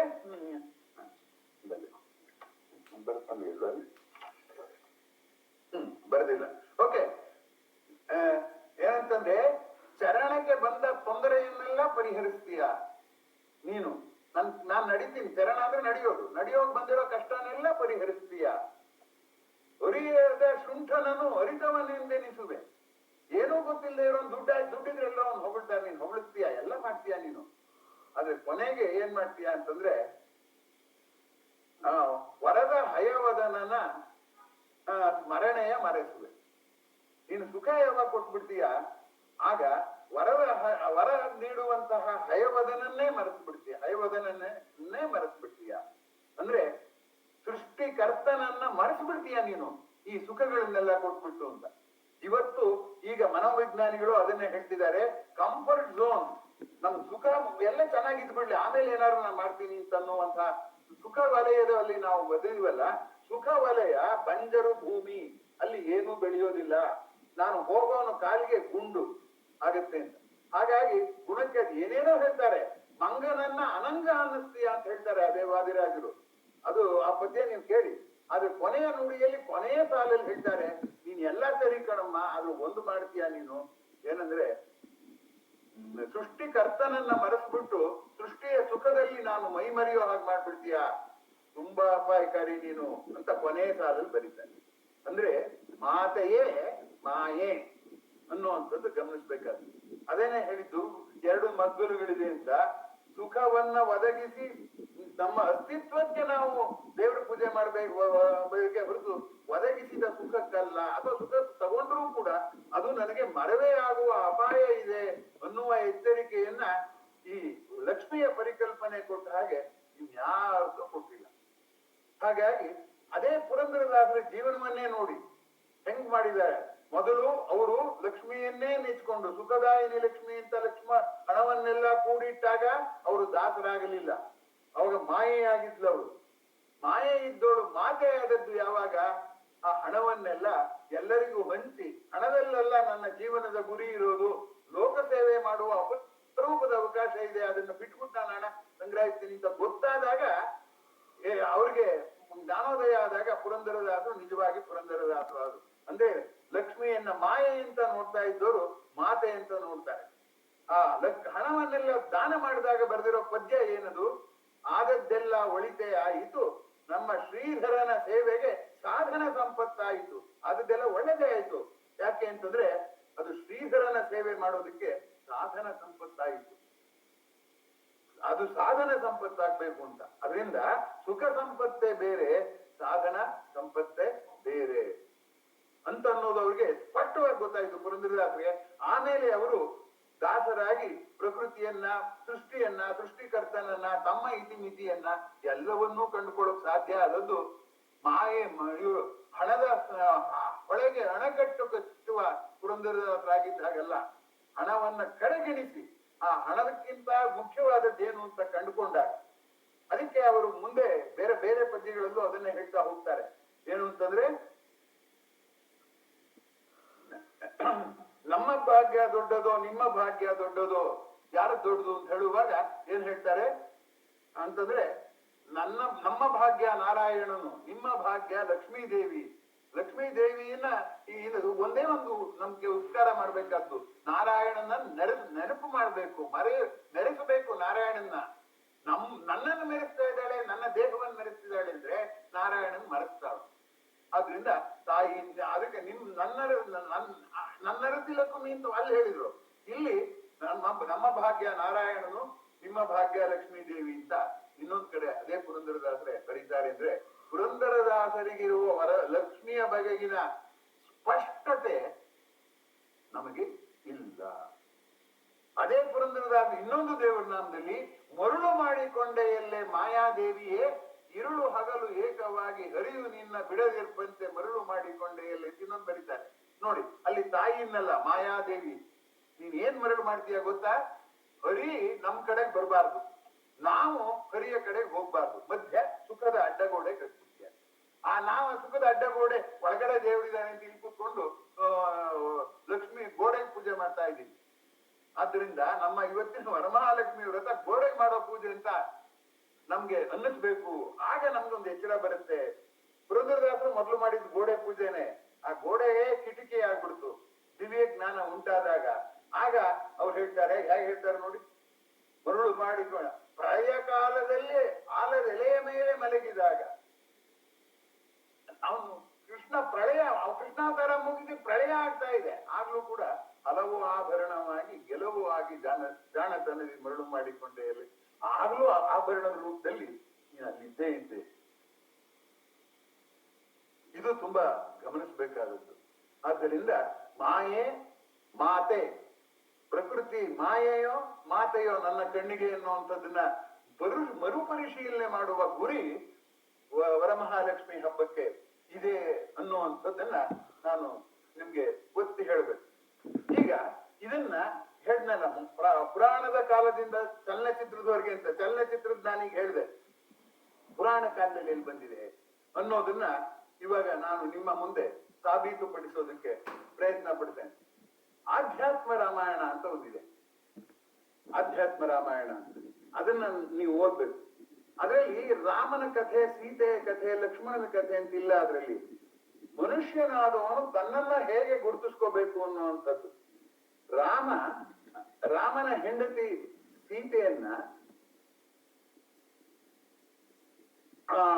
ರಾವಣ ಕಂಡ ರೀತಿ ಹೇಗೆ? ನಮ್ಮ ಕಥೆಯ ನಿರೂಪಣೆಯ ಪ್ರಕಾರ ರಾಮ ಸೀತೆಯನ್ನ ಕಾಮಿಸಿದ ಅಂತ ಅಧ್ಯಾತ್ಮ ರಾಮಾಯಣ ಹೇಳುತ್ತೆ. ರಾವಣ ಸೀತೆಯನ್ನ ಕಾಮಿಸ್ಲೇ ಇಲ್ಲ, ಆದ್ರೆ ಸೀತೆಯನ್ನು ತಪ್ಪಾಗಿ ಅರ್ಥ ಮಾಡ್ಕೊಂಡ್ಬಿಟ್ಟ. ಅವಳು ಸೀತೆ ವಿಶ್ವ ಮಾತೆ, ಪ್ರೇಮಮಯಿ ಮಾತೆಯ ಪ್ರೇಮವನ್ನ ಪತ್ನಿಯ ಕಾಮವಾಗಿಸ್ಕೊಳಕ್ ಹೋದ ಅವನು. ಪ್ರೇಮಕ್ಕೂ ಕಾಮಕ್ಕೂ ವ್ಯತ್ಯಾಸ ಗೊತ್ತಾಗ್ಲಿಲ್ಲ ರಾವಣನ್ಗೆ. ಆ ದೃಷ್ಟಿಯಿಂದ ಅವನು ಸೀತೆಯನ್ನು ಹಂಬಲಿಸಿರೋದ್ರಿಂದ ಏನ್ ಸ್ಪಷ್ಟ ಆಗುತ್ತೆ ಅಂದ್ರೆ, ನಾವು ಪರಿಭಾವಿಸುವ ಕ್ರಮ ವ್ಯತ್ಯಾಸ ಆದ್ರೆ ಮಾತೃ ಪ್ರೇಮ ಪತ್ನಿ ಕಾಮ ಆಗುವ ಅಪಾಯ ಇದೆ ಅನ್ನುವಂಥದ್ದು ಇದೆ ಅಂತ ಆಧ್ಯಾತ್ಮ ರಾಮಾಯಣದಲ್ಲಿ ಹೇಳ್ತಾನೆ. ಅವಾಗ ರಾವಣ ಬಂದು ಹೇಳ್ತಾನೆ ಸೀತೆ ಹತ್ರ, ಏನು ನನ್ನಲ್ಲಿ ನೋಡು, ರಾಮನ ಹತ್ರ ಏನಿದೆ, ನನ್ನ ಹತ್ರ ಬೇಕಾದಿದೆ, ನೀನ್ ಏನೇನ್ ಅಷ್ಟದಿಕ್ಪಾಲಕರು ನನ್ನ ಮನೆ ಸೇವಕರು, ಇಡೀ ಪ್ರಪಂಚ ನಿನ್ನ ಪೂಜೆ ಮಾಡೋ ಹಾಗೆ ಮಾಡ್ತೀನಿ, ಇಂಥ ಸೌಕರ್ಯ ನಾನು ಇನ್ಯಾರಿಗೂ ಕೊಟ್ಟಿದ್ದಲ್ಲ, ನಾನ್ ನಿನಗೆ ಸೋತು ನಿಮ್ಗೆಲ್ಲವನ್ನು ಕೊಡ್ತೀನಿ, ಈಗಲಾದ್ರೂ ನನ್ನನ್ನು ಮದುವೆ ಆಗು, ನನ್ನನ್ನು ವರಿಸು ಅಂತ ಹೇಳ್ತಾನೆ. ಜೊತೆಗೆ ಅವನು ಒತ್ತಾಯ ಮಾಡಕ್ ಆಗೋದಿಲ್ಲ ಅವನಿಗೆ. ಆದ್ದರಿಂದ ಅವನು ಪ್ರೇಮ ಕಾಮದ ಬಗ್ಗೆ ಹೇಳ್ತಿರೋದು ಎಷ್ಟು ಸ್ಪಷ್ಟವಾಗಿದೆ. ನಾವು ಪ್ರಪಂಚವನ್ನೇ ಗೆದ್ರೂ ಕೂಡ ಹೆತ್ತ ತಾಯಿ ಒಡವೆ, ನನ್ನನ್ನು ಸಾಕಿದ ತಾಯಿ ನನ್ ಜೀವ ಕೊಡ್ತಾಯಿ ಅನ್ನೋದು ಮುಖ್ಯವೇ ಹೊರತು ನನಗೆ ಚಪ್ಪಲಿ ಕೊಡಿಸ್ತಿದ್ಲು, ನನ್ಗೆ ಒಡವೆ ಕೊಡ್ತಿದ್ಲು, ಆಸ್ತಿ ಮಾಡಿಕೊಟ್ಲು ಅನ್ನೋದಲ್ಲ ಅನ್ನೋದನ್ನ ನಮ್ಮ ರಾವಣನ್ ಬಾಯಿ ಹೇಳಿಸ್ತಾ ಇದ್ದಾರೆ ಅಂತ ಅವರ ಸಂಭಾಷಣೆಯನ್ನು ಇಡೀಯಾಗಿ ಅಧ್ಯಾತ್ಮವಾಗಿ ನೋಡ್ತಾರೆ. ಅಂದ್ರೆ ರಾವಣ ಹೇಳಿದ್ದೆಲ್ಲ ಸತ್ಯ, ಅವನು ಮುಂದೆ ಒಂದು ತಪ್ಪು ಮಾಡ್ದ. ಅವನು ಇದು ಪ್ರಕೃತಿ ಮಾತೆಯ ಪ್ರೇಮದಿಂದ ನಾನು ಸುಖವಾಗಿದ್ದೀನಿ ಅನ್ಕೋಬೇಕೆ ಹೊರತು ನನ್ನ ಕಾಮದಿಂದ ಪ್ರಕೃತಿಯಿಂದ ಎಲ್ಲ ಪಡ್ಕೊಂಡು ನಾನು ಸುಖವಾಗಿದ್ದೀನಿ ಅಂತ ಅವನು ಹೇಳಲಿಲ್ಲ. ಅವನು ರಾಮನ ಜೊತೆ ಹೋಲಿಸ್ದ. ಹಾಗೆ ಜ್ಞಾನಿಯ ಜೊತೆಯಲ್ಲಿ ಹೋಲಿಸಿದ ಇನ್ನೊಬ್ಬ ದೊಡ್ಡ ಶ್ರೀಮಂತ. ಅವನು ಶ್ರೀಮಂತನ್ ಏನಾಗಿದೆ, ಅವನು ಅದೇ ಹಣದ ಹೊಳೆಯ ಅಣೆಕಟ್ಟು ಅಷ್ಟೇ. ಈ ಅಂಶವನ್ನ ಅಧ್ಯಾತ್ಮ ರಾಮಾಯಣದಲ್ಲಿ ಹೇಳ್ತಾರೆ ಅಂತಂದ್ರೆ ಇಡೀ ರಾಮಾಯಣದ ಎಲ್ಲ ಸಂಭಾಷಣೆಯನ್ನು ಕೂಡ ಈ ದೃಷ್ಟಿಯಲ್ಲಿ ನೋಡ್ತಾರೆ. ಏನಪ್ಪಾ ಅಂದ್ರೆ ಲಕ್ಷ್ಮಿ ಅವಳು ಸೀತೆ ಇದ್ದಾಳಲ್ಲ, ಭೂಮಿಯ ಮಗಳವಳು, ಪ್ರಕೃತಿಯ ಪ್ರತಿನಿಧಿ ಅವಳು. ಅವನ್ ಹೇಗಿದೆ ಅಂದ್ರೆ ಅಧ್ಯಾತ್ಮ ರಾಮಾಯಣದಲ್ಲಿ ಎಲ್ಲ ಅಂಶಗಳು ರಿವರ್ಸ್ ಆಗಿ ಕಾಣುತ್ತೆ. ರಾಮ ಹೋಗ್ತಿದ್ನಂತೆ, ಅವನ ಹೆಂಡತಿ ಸೀತೆ ಹೋಗ್ತಿದ್ಲಂತೆ, ಹಿಂದೆ ಲಕ್ಷ್ಮಣ ಹೋಗ್ತಿದ್ನಂತೆ. ಆಗ ಲಕ್ಷ್ಮಣಂಗೂ ರಾಮನ್ಗೂ ಮಧ್ಯೆ ಸೀತೆ ಇದ್ದಾಳೆ, ಅವ್ರಿಗೆ ಅವ್ರ ಅಣ್ಣನ್ ನೋಡ್ಬೇಕು ಅಂದ್ರೆ ಮಧ್ಯೆ ಲಕ್ಷ್ಮಿ ಇದ್ದಾಳೆ. ಅದ್ ಹೇಗಪ್ಪ ಅಂದ್ರೆ ನಾನು ವಿಶ್ವ ಚೈತನ್ಯದ ಒಂದು ಅಂಶ ನನ್ನೊಳಗಿದೆ ಅಂತ ವಿಶ್ವ ಚೈತನ್ಯವನ್ನ ಅರ್ಥ ಮಾಡ್ಕೋಬೇಕು ಅಂದ್ರೆ ಮಧ್ಯದಲ್ಲಿ ನನ್ನ ಚಪ್ಪಲುಗಳಿವೆ. ಆ ಅರ್ಥದಲ್ಲಿ ಅದನ್ನ ಹೋಗೋ ರೀತಿ ಕೂಡ ಕಲ್ಪಿಸ್ಕೋಬೇಕು ಅಂತ ಅಧ್ಯಾತ್ಮ ರಾಮಾಯಣ ಹೇಳುತ್ತೆ. ಕಥೆಯ ರಸಗಳ ಸೃಷ್ಟಿ ಅಲ್ಲ ಅದು, ಇದು ಕಥೆಯ ಸ್ವಾರಸ್ಯದ ಸೃಷ್ಟಿ, ಆ ಸ್ವಾರಸ್ಯ ದಾರ್ಶನಿಕ ದೃಷ್ಟಿ. ಇದು ಅಧ್ಯಾತ್ಮ ರಾಮಾಯಣದಲ್ಲಿದೆ ಅನ್ನುವಂಥದ್ದನ್ನು ಜ್ಞಾಪಿಸ್ಕೊಂಡಾಗ ನಮಗೆ ತುಂಬಾ ಸೂಕ್ಷ್ಮವಾಗಿ ಬದುಕನ್ನ ನೋಡುವುದು ಹೇಗೆ ಅನ್ನುವಂಥದ್ದನ್ನ ರಾಮಾಯಣದಲ್ಲಿ ತುಂಬಾ ಚೆನ್ನಾಗಿ ಪ್ರಸ್ತಾಪ ಮಾಡಿದ್ದಾರೆ ಅನ್ನುವಂಥದ್ದು ಗೊತ್ತಾದಾಗ ಅದು ಒಬ್ಬ ರಾಕ್ಷಸನ ಕಥೆ ಅಂತಲೋ, ರಾವಣ ಕೆಟ್ಟೋನು ರಾಮ ಒಳ್ಳೆಯೋನು ಅನ್ನೋ ಕಥೆ ಅಂತಲೋ ಅಲ್ಲ. ರಾವಣನೂ ಏನು ಕಮ್ಮಿ ಆದವನಲ್ಲ, ಅವನು ಶಿವಭಕ್ತ. ಅವನು ಇನ್ನೊಬ್ಬ ಯಾರು ಕುಬೇರನ ಹೆಂಡತಿ ಇದ್ ಮಾಡ್ತಾಳೆ, ಅವನನ್ನ ಗೆಲ್ಲೋದು ಕಷ್ಟ ಆಗುತ್ತೆ. ಅವಾಗ ನನ್ನನ್ನ ಮೋಹಿಸಿದರೆ ನಿನಗೆ ನಾನು ನನ್ನ ಗಂಡನ ಕೋಟೆಯನ್ನ ಭೇದಿಸುವಂತ ಇದನ್ನ ಗುಟ್ಟು ಹೇಳ್ಕೊಡ್ತೀನಿ ಅಂತಾಳೆ. ಆಗ ರಾವಣ ಹೇಳ್ತಾನೆ, ಆ ಗುಟ್ಟು ಹೇಳ್ಕೊಡ್ತೀಯಲ್ಲ, ಅದರಿಂದ ಹೇಳು ಅದೇನ್ ಗುಟ್ಟು ಅಂತ ಅನ್ನಕ್ಕೆ ತಾ ಎಂದು ಅಂತ ಅವಳನ್ನ ಕರ್ಕೊಂಬ ಅಂತ ಒಂದರ್ಥ, ತಾಯಿ ಅಂತ ಹೇಳಿದೆ ಅಂತ ಅನ್ನೋದೊಂದರ್ಥ. ಹಾಗೆ ನಾನು ಗೆಲ್ಲುವುದೇ ಮುಖ್ಯ ಅಂತ ಪರಸ್ತ್ರೀಯನ್ನ ಕಣ್ಣೆತ್ತಿ ನೋಡದೆ ಇರೋಂಥವನು ಯಾರು? ರಾವಣ. ಅವನು ಮಹಾಶಿವ ಭಕ್ತ ಎಲ್ಲ ಇದ್ದು. ಅದು ಒಂದು ದೊಡ್ಡ ಲಕ್ಷಣದಲ್ಲಿ ಅವನು ಮಾತೃ ಪ್ರೇಮವನ್ನ, ಪ್ರಕೃತಿ ಪ್ರೇಮವನ್ನ ಏನಂತ ಭಾವಿಸ್ದ ಅಂದ್ರೆ ಕಾಮವಾಗಿ ಭಾವಿಸ್ದ ಅಂತ ಇದ್ರೆ ಎಂಥ ದೊಡ್ಡ ವ್ಯಕ್ತಿಯೂ ಕೂಡ ಐಹಿಕ ಭೋಗಗಳಿಗೆ ಪಾರಮಾರ್ಥಿಕವನ್ನ ತ್ಯಾಗ ಮಾಡ್ತಾನೆ, ಮಾಡುವ ಅಪಾಯ ಇದೆ ಅನ್ನುವಂಥದ್ದನ್ನ ಅಧ್ಯಾತ್ಮ ರಾಮಾಯಣ ಎಷ್ಟು ಚೆನ್ನಾಗಿ ನಮ್ಮ ಮುಂದೆ ಕಣ್ಣಿಗೆ ಕಟ್ಟುವ ಹಾಗೆ ವಿವರಿಸುತ್ತೆ ಅನ್ನೋದು ಇದೆಯಲ್ಲ. ಇಂಥವುದರ ನೆನಪುಗಳೇ ಬರದೆ ಹೋದ್ರೆ ನಮ್ಗೆ ಮಂತ್ರ ಹೇಳುವುದ್ರಲ್ಲಿ ಆಸಕ್ತಿ, ಆಚರಣೆಗಳು ಮಾಡಬೇಡ ಅನ್ನಲ್ಲ ನಾನು. ಆದ್ರೆ ಇದು ಆಚರಣೆ ಏನೋ ಇರಬೇಕು ಅಂತ ಪ್ರಪಂಚ ಅನ್ನೋದೇ ಮರೆತು ಬಿಟ್ಟಿದೀವಲ್ಲ ಅನ್ನೋ ದೃಷ್ಟಿಯಿಂದಲೇ ನಾವು ಈ ಪರ್ವಜಾಲ ನ್ಯಾಸವನ್ನ ಪ್ರಾರಂಭ ಮಾಡಿದ್ದು. ಇರ್ಲಿ ಬಿಡಿ. ಈಗ ವರಮಹಾಲಕ್ಷ್ಮಿ ವ್ರತದಲ್ಲಿ ಅಷ್ಟೋತ್ತರ ಪೂಜೆ ನಾವೆಲ್ಲ ಮಾಡಿರ್ತೀರ. ಅದರಲ್ಲಿ ಮೊದಲ 2 ಹೆಸರುಗಳಿದೆಯಲ್ಲ ಲಕ್ಷ್ಮೀದು, ತುಂಬಾ ಆಶ್ಚರ್ಯ ಹುಟ್ಟಿಸುವಂತಹ ತತ್ವವನ್ನ ಆ 2 ಹೆಸರುಗಳಲ್ಲೇ ನಾನು ಹೇಳೋದಕ್ಕೆ ಪ್ರಯತ್ನ ಪಡ್ತೀನಿ. ವರಮಹಾಲಕ್ಷ್ಮಿ ವ್ರತದ ವರಮಹಾಲಕ್ಷ್ಮಿ ಅಷ್ಟೋತ್ತರದ ಮೊದಲನೇ ಹೆಸರು ಪ್ರಕೃತಿಯೇ ನಮಃ. ಅಂದ್ರೇನು? ನಾವ್ ಅನ್ಕೊಂಡ ಹಾಗೆ ಲಕ್ಷ್ಮಿ ಅಂದ್ರೆ ದುಡ್ಡಲ್ಲ, ಕ್ಯಾಲೆಂಡರ್ ದುಡ್ಡು ಸುರಿಯೋ ಲಕ್ಷ್ಮಿ ಅಲ್ಲ. ಪ್ರಕೃತಿಯಲ್ಲಿರುವ ಎಲ್ಲ ಸಂಪತ್ತು, ನ್ಯಾಚುರಲ್ ರಿಸೋರ್ಸ್ ಅಂತ ನೀವ್ ಏನ್ ಕರೀತಿರೋ ಅದನ್ನ ಲಕ್ಷ್ಮಿ ಅಂತ ಅನ್ಕೊಳ್ಳೋದು. ಅದಕ್ಕೆ ಅದ್ರ ಹೆಸರೇನು? ಪ್ರಕೃತಿ. ಅಲ್ಲಿ ಅವಳು ಮಾತಾ ಕೂಡ ಹೌದು. ಆದ್ರೆ 2ನೇ ಹೆಸರು ಪಕ್ಕದೇ. 2ನೇ ಹೆಸರು ಏನು ಅಂದ್ರೆ ವಿಕೃತಿಯೇ ನಮಃ. ಪ್ರಕೃತಿಯೋ ಲಕ್ಷ್ಮಿಯೇ, ವಿಕೃತಿಯೋ ಲಕ್ಷ್ಮಿಯೇ. ಅಲ್ಲಿ ಮಾಯೆ. ಪ್ರಕೃತಿಯಾಗಿ ನಮ್ಮನ್ನೆಲ್ಲ ಸಾಕಿರೋ ತಾಯಿ ವಿಕೃತಿ ಹೆಂಗಾಗ್ತಾಳೆ? ವಿರುದ್ಧ ಅಲ್ವೇ ಇದು? ಅಂದ್ರೆ ನಮ್ಮ ಇಡೀ ದಾರ್ಶನಿಕ ಚಿಂತನೆಯೇ ವಿರುದ್ಧವಾದ್ದು. ಶಿವನ ಹೆಸರು ಭವ ಅಂದ್ರು ಶಿವನೇ, ಅಭವ ಅಂದ್ರು ಶಿವನೇ. ಹಾಗೆ ಪ್ರಕೃತಿ ಅಂದ್ರೂ ಲಕ್ಷ್ಮಿಯೇ, ವಿಕೃತಿಯೂ ಲಕ್ಷ್ಮಿಯೇ ಅಂತನ್ನುವಂಥದ್ದು. ಹೇಗಪ್ಪ ಅಂತಂದ್ರೆ, ಯಾವ ಪ್ರಕೃತಿಯನ್ನ ನಾನು ಪೂಜಿಸದೆ ಲೂಟಿ ಮಾಡಕ್ ಹೋದಾಗ ಆ ಲೂಟಿ ಮಾಡುವ ಬುದ್ಧಿ ನಂಗೆ ಬಂದದ್ದು ಯಾರಿಂದ? ಪ್ರಕೃತಿಯ ಸೌಂದರ್ಯ ನೋಡಿದ್ರಿಂದ ತಾನೆ, ಪ್ರಕೃತಿಯ ಸೌಕರ್ಯ ನೋಡಿದ್ರಿಂದ ತಾನೆ, ಪ್ರಕೃತಿಯ ಸೌಲಭ್ಯ ನೋಡಿದ್ರಿಂದ ತಾನೆ. ಆದ್ದರಿಂದ ಯಾರು ಪ್ರಕೃತಿಯ ಸೌಂದರ್ಯ, ಸೌಕರ್ಯ ಮತ್ತು ಸೌಲಭ್ಯಗಳನ್ನ ಆರಾಧನೆ ಮಾಡ್ತಾರೋ ಅವರ ಆ ವಿಕೃತಿಗೆ ಯಾರು ಕಾರಣ? ಲಕ್ಷ್ಮಿಯ ಸೌಂದರ್ಯವೇ ಕಾರಣ, ಪ್ರಕೃತಿ ಸೌಂದರ್ಯವೇ ಕಾರಣ, ಪ್ರಕೃತಿಯ ಇರುವಂತ ಸಂಪತ್ತೇ ಕಾರಣ. ಭೂಮಿ ಹೆಸರು ಕೂಡ ವಸುಧಾ ಅಂತ. ವಸು ಅಂದ್ರೆ ಐಶ್ವರ್ಯ ಅಂತ. ವಸುಧಾ ಅಂದ್ರೆ ಐಶ್ವರ್ಯನ ತನ್ನ ಒಡಲಲ್ಲಿ ಇಟ್ಕೊಂಡೋಳು ಅಂತ. ಆದ್ದರಿಂದ ನಮ್ಮ ಆಲೋಚನೆಗೆ, ತುಂಬಾ ಆಳವಾದ ಆಲೋಚನೆಗೆ ಎರಡು ಹೆಸರುಗಳೇ ಸಾಕು. ಅಂದ್ರೇನು? ನಿಸರ್ಗದ ಸಂಪತ್ತಿನ ರೂಪದಲ್ಲಿ ಲಕ್ಷ್ಮಿ ಮಾತೆ, ಪ್ರಕೃತಿ ಆಯ್ತಲ್ಲ. ಆದ್ರೆ ಆ ನಿಸರ್ಗದ ಸಂಪತ್ತನ್ನ ಗಳಿಸ್ತಾ ಗಳಿಸ್ತಾ ಏನಾಗುತ್ತೆ, ನನ್ನ ಮನಸ್ಸು ವಿಕೃತ ಆಗುತ್ತಲ್ಲ, ಆ ವಿಕೃತಿಯನ್ನು ಆಕೆ ಮಾಡಬಲ್ಲಳು. ಆ ವಿಕೃತಿಗೆ ನಾವು ಬಲಿಯಾದಾಗ ಆಕೆನೆ ಮಾಯೆ. ಆಕೆ ಎಂಥೋಳು ಅಂದ್ರೆ, ತಾಯಿಯಾಗಿ ನೀವು ಪ್ರೀತಿಸಿದ್ರು ಕೂಡ ಆ ಮಾಯೆಗೆ ಒಳಗಾದ್ರೆ ಅವಳು ಮರ್ದನ ಮಾಡ್ಲೇಬೇಕು. ಯಾಕೆಂದ್ರೆ ಅವಳು ಜಗತ್ತ ಶ್ರೀ ವೆಂಕಟೇಶ ದಯತೆ ದಯಾನಿಧೆ. ಅವನು ಶ್ರೀನಿಧಿ ಅಂತಲೇ ವಿಷ್ಣುವಿನ ಹೆಸರು. ಇವಳು ದಯಾನಿಧಿ, ಆದ್ರೆ ಕೃಪಾನಿಧಿ ಎಲ್ಲವೂ ಹೌದು ತಾಯಿ. ಆದ್ರೆ ಮಕ್ಕಳೇನಾದ್ರು ಕೊಂಡಾಟ ಮಾಡಿದ್ರೆ ಕೊಂದು ಹಾಕಕ್ಕೂ ಅವಳು ಹೆಸರಿಲ್ಲ. ಕೊಂದು ಹಾಕೋ ದಿಕ್ಕಿನಲ್ಲಿ ಮಕ್ಕಳು ನಡ್ಕೊಳ್ಳದೆ ಇದ್ರೆ ಮಾತ್ರ ಆಕೆ ತಾಯಿ. ಆದ್ರಿಂದ ವಿಕೃತಿಯೇ ನಮಃ ಅಂದ್ರೆ ವಿಕೃತಿಯನ್ನು ಉಂಟು ಮಾಡೋಳು ಕೂಡ ಪ್ರಕೃತಿಯೇ ಅನ್ನುವಂಥ ಮಾತಿದೆ. ಈಗ ಪಾಶ್ಚಿಮಾತ್ಯ ಪುರಾಣಗಳನ್ನೆಲ್ಲ ನೋಡಿದ್ರೆ ಅಲ್ಲಿ ಒಳ್ಳೆಯವರು ಕೆಟ್ಟವರು ಅಂತ ಬ್ಲ್ಯಾಕ್ ಅಂಡ್ ವೈಟ್ ಕಥೆಗಳು ಅವೆಲ್ಲ. ಅಂದ್ರೇನು? ಸೈತಾನ್ ಇದ್ದಾನೆ, ದೇವತೆಗೆ ವಿರುದ್ಧವಾಗಿ ದೈವಿ ಭಕ್ತಿಯನ್ನ ಮರೆಸುವ ಸೈತಾನನ ಪರಿಕಲ್ಪನೆ ಎಲ್ಲಿದೆ? ಪಾಶ್ಚಿಮಾತ್ಯ ಪುರಾಣಗಳಲ್ಲಿ ಮೈಥಾಲಜಿ, ಫಿಲಾಸಫಿ ಅಲ್ಲ, ಫಿಲಾಸಫಿಲಿ ಆ ಥರದ ಇದೆ ಬೇರೆ. ಮೈಥಾಲಜಿಯಲ್ಲಿ ಏನಾಗಿದೆ, ಎಲ್ಲ ಕೆಟ್ಟದ್ದು ಅಂತ. ಮನ್ಮಥ, ಕ್ಯೂಪಿಡ್.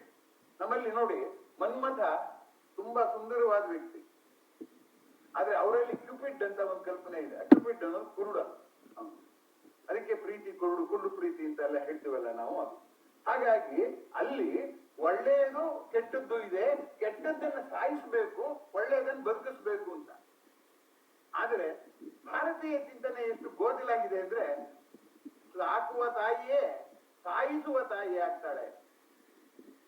ಆದ್ದರಿಂದ ಪ್ರಕೃತಿಯ ತಾಯಿ ಸಾಯಿಸುವ ತಾಯಿ ಆಗುವ ಅಪಾಯ ಇದೆ ಅನ್ನುವ ಎಚ್ಚರವನ್ನ ಬೇರೆ ಯಾವ ವ್ರತವೂ ಕೊಡದೇ ಇದ್ರೆ ಈ ವ್ರತ ಕೊಡ್ತಾ ಇದೆ. ಆದ್ದರಿಂದ ವರಮಹಾಲಕ್ಷ್ಮಿ ವ್ರತಕ್ಕೆ ತನ್ನದೇ ಆದಂತಹ ಮಹತ್ವ ಇದೆ ಅನ್ನುವಂಥ. ಇನ್ನು ಆ ವ್ರತಕಥೆ, ಆ ಪ್ರಕೃತಿ ವರಮಹಾಲಕ್ಷ್ಮಿ ವ್ರತಕಥೆ ನೀವೆಲ್ಲ ಈಗ ಆಚರಣೆ ಮಾಡಿರೋರು ಓದಿರ್ತೀರಾ ಅಂತ ನಾನು ತಿಳ್ಕೊಂಡಿದ್ದೀನಿ. ಅದರಲ್ಲಿ ವ್ರತವನ್ನ ಇದರ ನೆಮ್ಮದಿಯಾಗಿರೋದ್ರ ಜೊತೆಗೆ ನನಗೆ ನೆಮ್ಮದಿಯಾಗಿರುವಂತಹ ಸಾಮರ್ಥ್ಯ ಇದೆ ಅನ್ನುವ ತಾಯಿ ಬೇಕು. ಆದ್ರೆ ಆ ಸಾಮರ್ಥ್ಯದಲ್ಲಿ ತಾಯಿಯನ್ನ ಮರೆಯೋದ್ ಬೇಕಾಗಿಲ್ಲ. ಅದು ವರಮಹಾಲಕ್ಷ್ಮಿ ವ್ರತದ ಕಥೆ ಪ್ರಾರಂಭ ಆಗೋದೇ ಹೇಗಪ್ಪ ಅಂತಂದ್ರೆ, ಕೈಲಾಸದಲ್ಲಿ ಪ್ರಕೃತಿ ಅತ್ಯಂತ ಸಮೃದ್ಧವಾಗಿತ್ತಂತೆ, ಎಲ್ಲ ಸೌಕರ್ಯಗಳು ಇತ್ತಂತೆ. ಆದ್ರೂ ಆ ಸೌಕರ್ಯಗಳೆಲ್ಲ ಇದ್ರೂ ಕೂಡ ಪಾರ್ವತಿ ಶಿವನನ್ನು ಕೇಳಿಲ್ಲಂತೆ.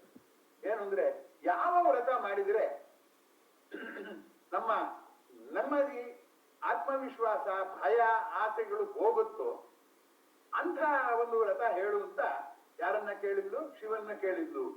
ಅಂದ್ರೆ ಪ್ರಕೃತಿಯ ಸಮೃದ್ಧಿ ಇದೆ ಅನ್ನುವಂತ ಪ್ರಜ್ಞೆಯೂ ಇದೆ.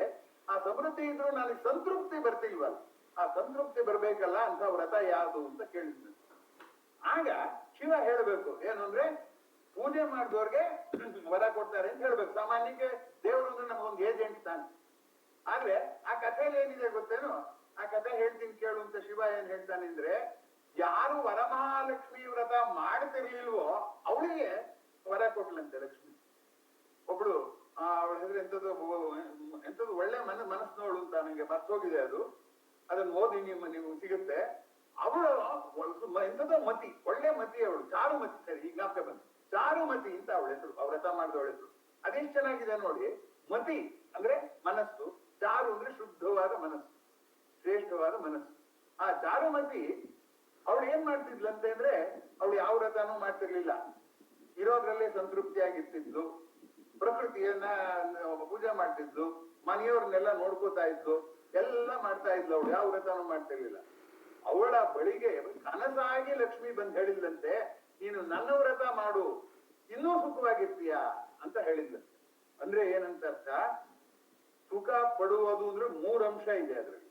ಒಂದು, ನನ್ನ ಜೇಬಲ್ಲಿ ದುಡ್ಡು ಇರೋದು. ಎರಡನೇದು, ದುಡ್ಡಿನ ಕಡೆ ನಾನು ನೋಡುವಂಥದ್ದು. ದುಡ್ಡು ನನಗಿದೆ ಅಂತ ಬೇರೆ ಕೆಲ್ಸಕ್ಕೆ ಹೋಗೋದು, ನಾನೇನ್ ದುಡ್ಡಿನ ಬಗ್ಗೆ ಚಿಂತೆ ಮಾಡ್ಬೇಕಾಗಿಲ್ಲ ಅಂತ. 3 ಹಂತ ಇದೆ. ಆ ಚಾರುಮತಿ ಆ ದುಡ್ಡಿನ ಕಡೆಗೆ ಹೋಗ್ದಲೆ ತಾನು ಸುಖವಾಗಿದ್ಲು. ಗಂಡ, ಮಕ್ಕಳು, ಸಮಾಜ ಅವು ಎಲ್ಲವನ್ನು ಚೆನ್ನಾಗಿ ನೋಡ್ತಾ ಇದ್ದಾಗ ಲಕ್ಷ್ಮಿಗೆ ಖುಷಿ ಆಗ್ಬಿಡ್ತಂತೆ. ಇಷ್ಟೆಲ್ಲ ಇದ್ರೆ ನಿಂಗೆ ಸಂತೃಪ್ತಿ ಇಲ್ವಲ್ಲ, ನನ್ನ ಹತ್ರ ಇದೇನು ಸಂತೃಪ್ತಿ ಇಲ್ವಲ್ಲ. ಅವಳ ಕನಸಿನಲ್ಲಿ ಕಾಣಿಸ್ಕೊಂಡು, ಚಾರುಮತಿಯ ಕನಸಿನಲ್ಲಿ ಕಾಣಿಸ್ಕೊಂಡು ಲಕ್ಷ್ಮಿ ಹೇಳಿದ್ಲಂತೆ, ನೀನು ಈ ವ್ರತವನ್ನು ಮಾಡು, ನಾನ್ ನಿನ್ಗೆ ವರ ಕೊಡ್ತೀನಿ ಅಂತ ಹೇಳ್ಬಿಟ್ಟು ಅಂತರ್ಧಾನವಾದ್ಲಂತೆ ಲಕ್ಷ್ಮಿ. ನೋಡಿ, ಅಂತರ್ಧಾನ ಅನ್ನೋದನ್ನ ಗಮನಿಸಿ. ಅಂತರನ್ನು ಒಳಗೆ, ಅವಳು ಒಳಗೆ ಕಾಣಿಸ್ಕೊಂಡ್ಲು, ಒಳಗೆ ಒಳಗೆ ಮರೆಯಾದ್ಲು. ಆಗ ಅವಳು ಆ ವ್ರತ ಮಾಡಿದ್ಲು.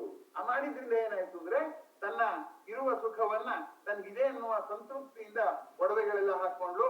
ಆಮೇಲೆ ತನ್ನ ಕರ್ತವ್ಯವನ್ನು ಮುಂದುವರಿಸಿದಳು. Second part is also very important. ಆಮೇಲೆ ಅವಳು ಪರಂಧಾಮಕ್ಕೆ ಹೋದ್ಲು ಅಂತ ಒಂದೇ ಕಥೆ ಇರೋದು. ಸತ್ಯನಾರಾಯಣ ಪೂಜೆ ಆಗಿ 4-5 ಕಥೆ ಇಲ್ಲ. ಇಲ್ಲಿ ದಯಮಾಡಿ ಗಮನಿಸಿ, ಚಾರುಮತಿಯಾಗುವುದು ವ್ರತ ಮಾಡೋಕ್ಕಿಂತ ಮುಂಚೆ ಮಾಡಬೇಕಾದಂತ ಪೂರ್ವ ಸಿದ್ಧತೆ. ನಾವು ಆ ಕಥೆಯಲ್ಲಿನ ಪೂರ್ವ ಸಿದ್ಧತೆ ನೋಡಿದ್ರೆ ಏನಾಗತ್ತಪ್ಪ ಅಂದ್ರೆ, ಪ್ರಕೃತಿಯನ್ನ ಮೊದಲು ಆನಂದ ಪಟ್ಟೋರು ಆ ಪ್ರಕೃತಿಯನ್ನ ನಮ್ಮ ಅನುಕೂಲಕ್ಕೆ ಬಳಕೆ ಮಾಡ್ಕೊಂಡು ಆಮೇಲೆ ಆನಂದ ಪಡೋದು 2ನೇ ಹಂತ. ನಮ್ಗೆ ಮೊದಲನೇ ಹಂತ ಬೇಕಾಗಿಲ್ಲ, 2ನೇ ಹಂತ ಬೇಕು ಅಂದ್ರೆ ಹೇಗೆ? ಆ ಕಥೆಯಲ್ಲಿ ಎಷ್ಟು ಸೂಕ್ಷ್ಮವಾಗಿ ಈ ಅಂಶವನ್ನ ಹೇಳಿದೆ ಅನ್ನೋದನ್ನ ನಿಮ್ಮ ವಿವೇಚನೆಗೆ, ನಿಮ್ಮ ಆಲೋಚನೆಗೆ ನಾನು ಬಿಡ್ತೇನೆ. ಆ ವ್ರತ ಕಥೆಯನ್ನ ನಾವು ಅರ್ಥ ಮಾಡ್ಕೊಳ್ಳೋದು ಹೇಗೆ, ದೇವರನ್ನ ಅರ್ಥ ಮಾಡ್ಕೊಳ್ಳೋದು ಹೇಗೆ ಅನ್ನೋದು ತುಂಬಾ ಅತ್ಯಂತ ಮುಖ್ಯವಾದದ್ದು ಅನ್ನುವಂಥದ್ದನ್ನ ನಾನು ನಿಮ್ಗೆ ಒತ್ತು ಕೊಟ್ಟು ಹೇಳೋದಕ್ಕೆ ಬಯಸ್ತೇನೆ. ಆತ್ಮೀಯರೇ, ಆದ್ದರಿಂದ ವರಲಕ್ಷ್ಮಿಯ ಪರಿಕಲ್ಪನೆ, ವರಲಕ್ಷ್ಮಿಯ ಪೂಜೆ, ವ್ರತ ಮಾಡದೇ ಇರೋ ನೀನು ವ್ರತ ಮಾಡುವಂತ ಬಂದು ವರಲಕ್ಷ್ಮಿನೇ ಹೇಳುವಂತಹ ಪೂರ್ವ ಸಿದ್ಧತೆ, ಇಂತಹ ವಿಚಿತ್ರ ಕಥೆಗಳು ಭಾರತೀಯ ಪುರಾಣಗಳಲ್ಲಿ ಕಂಡು ಬರುತ್ತವೆ ಅನ್ನುವಂಥದ್ದು ತುಂಬಾ ಮುಖ್ಯವಾದಂತಹ ಸಂಗತಿ ಅನ್ನುವಂಥದ್ದನ್ನ ತುಂಬಾ ಗಮನಿಸಬೇಕಾದದ್ದು. ಆದ್ದರಿಂದ ಇಲ್ಲಿ ನಾವು ಮಾಯೆಯನ್ನ ಗೆಲ್ಲಬೇಕು ಅಂದ್ರೆ ಲಕ್ಷ್ಮಿ ಸಾಯಿಸ್ಬೇಕು ಅಂತ ನಾವು ಲಕ್ಷ್ಮಿಯನ್ನು ಸಾಯಿಸೋಕೆ ಅಲ್ಲಿ ಆದ್ರೆ ಸೈತಾನನ್ ಸಾಯಿಸ್ಬೇಕು. ಅದಕ್ಕೆ ಅವ್ರದ್ದು ಟೆರರಿಸಂ ಎಲ್ಲ ಬರುತ್ತೆ. ನಮ್ಮಲ್ಲಿ ಉಪಕಾರ ಮಾಡೋ ತಾಯಿಯೇ ಮಾಯೆ ಮಾಡಿ ಮರೆಸ್ತಾಳೆ. ಅವಳು ಮಗುಗೆ ಅಪ್ಪನ್ ಮರೆಸ್ಬಿಟ್ಟು ತಿಂಡಿ ಕೊಟ್ಬಿಡ್ತಾಳೆ, ನಾವು ತಿಂಡಿ ತಿನ್ಕೊಂಡು ಮರೆಸ್ಬಿಡ್ತೀವಿ. ನಾವು ಆಟ ಆಡೋದ್ರಲ್ಲಿ ಆಟಿಕೆ ಕೊಟ್ಟ ತಾಯಿಯನ್ನ ಮರೆತು ಬಿಡ್ತೀವಿ ನಾವು. ಆ ಆಟಿಕೆಯನ್ನ ಕೊಟ್ಟ ತಾಯಿಯು ಅವಳೇ. ಅವಳು ತಪ್ಸಕ್ಕೆ ಆಟಿಕೆ ಕೊಟ್ಲು, ಆದ್ರೆ ನನ್ನನ್ನೇ ಮರೆತು ಬಿಡುತ್ತಲೋ ಅಥವಾ ನನ್ಗೆ ಆ ತಂದೆನೂ ತಾಯಿನೂ ಮರೆತ್ಬಿಟ್ಟು ನೀನ್ ಆಟ ಆಡ್ತಾ ಕೂತಿರೋ ನೀನ್ ಕೊಟ್ಟಿರೋ ಆಟಿಕೆಯಲ್ಲಿ, ಪ್ರಕೃತಿಯನ್ನು ಆಟಿಕೆಯಲ್ಲಿ ಮನುಷ್ಯ ಜೀವಂತವಾಗಿದೆಯಲ್ಲ, ಪ್ರಕೃತಿ ಸೃಷ್ಟಿಯನ್ನು ಮರೆತುಬಿಡು, ಸೃಷ್ಟಿಕರ್ತನ್ನು ಮರೆತುಬಿಡು, ತಾಯಿಯನ್ನು ಮರೆತುಬಿಡು, ತಂದೆಯನ್ನು ಆಟ ಆಡ್ತಾ ಕೂತಿರುವಂತಂದೆ ನಾವು ಆಟ ಆಡ್ತಾ ಕೂತಿದೀವಲ್ಲ. ಹಾಗೇನ್ ಮಾಡ್ತಾಳೆ, ನಾವು ಅವಾಗ ಮತ್ತೆ ಮಧುಕೈಟಭರಾಗಿದ್ದೀವಿ ಅಂತ ನಾನು ಅದನ್ನೇ ಹೇಳಿದ್ದು. ಹಾಗಾಗಿ ಪಾರ್ವತಿಯ ಲಕ್ಷ್ಮಿಯ ಪರಿಕಲ್ಪನೆ ಇದೆಯಲ್ಲ, ಅದು ತುಂಬಾ ಮುಖ್ಯವಾದ್ದು. ಆದರೆ ಒಂದು ವಿಚಿತ್ರ ಏನಪ್ಪಾ ಅಂದ್ರೆ, ಇಲ್ಲಿ ರಾವಣ ಹೇಗೆ ಮಾತೆಯ ಪ್ರೇಮವನ್ನ ಪತ್ನಿಯ ಕಾಮವಾಗಿ ಅವನು ತಪ್ಪರ್ಥ ಮಾಡ್ಕೊಂಡು, ಹಾಗೆ ನಾವು ಪ್ರಕೃತಿಯನ್ನ ಪ್ರೇಮದಿಂದ ನಮಗೆಷ್ಟು ಬೇಕೋ ಅಷ್ಟು ಉಪಯೋಗಿಸಿ ಮುಂದಿನ ತಲೆಮಾರಿನವರೆಗೂ ಉಳಿಸ್ಬೇಕು ಅನ್ನುವಂತ ದೃಷ್ಟಿಯಿಂದ ನೋಡ್ದೇಲೇನೆ, ನನಗೆ ಎಷ್ಟಿದ್ರು ಸಾಕಲ್ಲ, ನೀನು ಬೇಗ ಜಾಸ್ತಿ ದಿವಸ ಬರ್ತೋದಿಲ್ಲ, ಅದಕ್ಕೆ ಎಲ್ಲ ಸುಖಾನು ಕೊಟ್ಬಿಡು ಅಂತನ್ನುವ ಚಾರ್ವಾಕ ವಿಚಾರ ಇದೆಯಲ್ಲ, ಏನಿದೆ, ಭಸ್ಮೀಭೂತಸ್ಯ ದೇಹಸ್ಯ, ಬೂದಿಯಾಗುವಂತ ದೇಹ ಪುನರಾಗಮನ ಕುತಃ, ಮತ್ತೆಲ್ಲಿ ಬರುತ್ತೋ ಇಲ್ಲೋ ಗೊತ್ತಿಲ್ಲ, ತಸ್ಮಾತ್ ಸರ್ವ ಪ್ರಯತ್ನೇನ ಋಣಂ ಕೃತ್ವ ಘೃತಂ ಪಿಬೇತ್, ಸಾಲ ಮಾಡಾರು ತುಪ್ಪ ತಿನ್ನು, ಅದೇ ಮತ್ ನಾವು ಒದಗ್ತೀವಲ್ಲೋ ಗೊತ್ತಿಲ್ಲ, ಅದರಿಂದ ತಸ್ಮಾತ್ ಸರ್ವ ಪ್ರಯತ್ನೇನ, ಏನೇನ್ ಪ್ರಯತ್ನ ಸಿಗುತ್ತೋ, ಏನೇನ್ ಸುಖ ಸಿಗುತ್ತೋ ಅದೆಲ್ಲ ಸುಖ ಪಡು ಅನ್ನುವ ಚಾರ್ವಾಕವಾದ. ನೋಡಿ, ಆ ಚಾರುವಾಕ ಅನ್ನೋ ಪದ ಎಷ್ಟು ಚೆನ್ನಾಗಿದೆ, ಚಾರುವಾಕ ಅಂದ್ರೆ ಅದು ಹಿತವಾಗುವಂತ ಮಾತು. ಹೌದಪ್ಪ, ನಾನು ಸುಖ ಬಿಡ್ಬೇಕು, ನನ್ ಮೊದ್ಲೇ ಆಸೆ ಇರುತ್ತೆ, ಆಗ ನಾನು ಏನ್ ಮಾಡ್ತೀನಿ, ಯಾರು ಸುಖ ಬಿಡಯ್ಯ ಅಂದ್ರೆ ನಾವು ಅದ್ರಲ್ಲಿ ಮಾಡ್ಬಿಡ್ತೀವಿ. ಇದು ಇದು ತುಂಬಾ ಮುಖ್ಯವಾದ್ದು. ಚಾರುವಾಕರ ಮಾತು ನಮಗೆ ಹಿತವಾಗುತ್ತೆ, ಯಾಕೆಂದ್ರೆ ಅದು ನಮ್ಗೆ ಸುಖ ಕೊಡುತ್ತಲ್ಲ, ಅದಕ್ಕೋಸ್ಕರ ಅದು ಚಾರುವಾಕವಾಗಿ ನಮ್ಮನ್ನ ಮಾತೆಯನ್ನ ಮಾಯೆಯಾಗುತ್ತದೆ. ಈಗ ನೋಡಿ, ರಾಮಾಯಣಕ್ಕೆ ಮತ್ತೆ ನಾನು ಬರ್ತೇನೆ, ಅಧ್ಯಾತ್ಮ ರಾಮಾಯಣಕ್ಕೆ ಬರ್ತೇನೆ. ಅಲ್ಲಿ ರಾಮ ಕಾಡು ಹೊಡ್ತಾನೆ. ಅವನು ಒಂದು ವಿಚಿತ್ರ, ಅವಳು ಆ ಕೈಗೆ ನೀನ್ ಕಾಡು ಹೋಗ್ಬೇಕು, ನಮ್ ಚಿಕ್ಕಮ್ಮ ನನ್ನ ಯಾಕೆ ಇಷ್ಟು ದ್ವೇಷ ಮಾಡಿದ್ಲು, ನನ್ ಕಾಡು ಹೋಗಿ 14 ವರ್ಷ ಬರ್ಕೊಟ್ಟು ಅಂತ ಹೇಳಿದ್ಲು ಅಂತ ಪ್ರಶ್ನೆನೆ ಮಾಡೋದಿಲ್ಲ, ಅವನು ಹೊರಟ್ಬಿಡ್ತಾನೆ.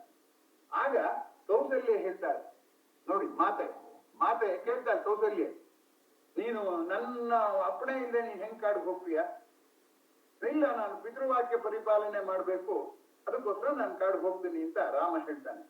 ಆಗ ಕೌಸಲ್ಯ ಹೇಳ್ತಾಳೆ, ಪಿತೃವಾಕ್ಯಕ್ಕೆ ನೀನ್ ಕಾಡು ಹೋಗ್ಬೇಕು ತಾನೆ, ಮಾತೃವಾಕ್ಯ ನಾನ್ ಹೇಳ್ತೀನಿ ನೀನು ಹೋಗ್ಬೇಡ, ಮಾತೃವಾಕ್ಯನು ನೀನ್ ಪಾಲಿಸ್ಬೇಕು ತಾನೆ ಅಂತ ಹೇಳ್ತಾಳೆ. ನೋಡಿ, ಮಾತೆ ಇದ್ದೋಳು ಇಲ್ಲೇ ನನ್ ಮಗ ಇರ್ಲಿ, ನಾನು ಸುಖ ಪಡ್ತೀನಿ, ನನ್ ಮಗನು ಸುಖವಾಗಿರ್ಲಿ ಅನ್ನುವಂತ ಆಮಿಷದಿಂದ ಅವಳು ಹೇಳ್ತಾಳೆ. ಹಾಗೆ ನನ್ನಂತವ್ರು ನಿಮ್ಮಂತವ್ರು ಆಗಿದ್ರೆ ಬಿಡಮ್ಮ ಹೋಗ್ಲಿ ಬಿಡು, ನಾನೇ ಅವ್ರ ಅಪ್ಪನ ಹತ್ರ ಹೋಗ್ಬಿಟ್ಟು ನೀನೇನೋ ಮಾತು ಕೊಟ್ಟಿದ್ದೆ, ನಮ್ಮಮ್ಮ ಹೋಗ್ಬೇಕು, ನಮ್ಮ ಅಮ್ಮನ ಅನುಮತಿ ಸಿಕ್ಕಿಲ್ಲ, ನಾನು ಎಲ್ಲಿ ಹೋಗ್ಲಿ ಕಾಡಿಗೆ, ನಾನು ಹೋಗಲ್ಲ ಅಂತ ಹೇಳ್ಬಿಡ್ಬೋದಾಗಿತ್ತು.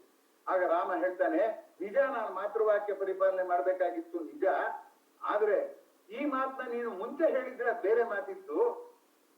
ನಿನ್ನ ಗಂಡ ಮಾತಿಗೆ ಬದ್ಧನಾಗಿ ನನ್ನನ್ನ ಕಾಡಿಗೆ ಕಳಿಸುವಾಗ ಧರ್ಮಪತ್ನಿಯಾಗಿ ರಾಮನ ಆಸೆಗೆ ವಿರುದ್ಧವಾಗಿ ನೀನು ಹೇಳೋ ಮಾತು, ನಿನ್ ಮಾತಿಗೆ ನಾನು ಪಾಲಿಸಕ್ ಆಗ್ತಾ ಇಲ್ಲ, ದಯವಿಟ್ಟು ಕ್ಷಮಿಸು ಅಂತ ಹೇಳ್ತಾನೆ ರಾಮ.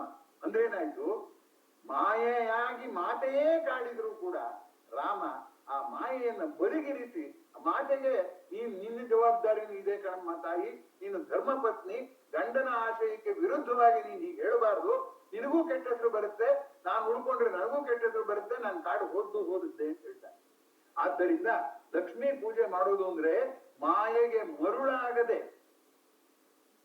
ಮಾತೆಯಾಗಿ ನೋಡುವಂಥದ್ದು, ಕಾಮನೆಗೆ ಬಲಿಯಾಗದೆ.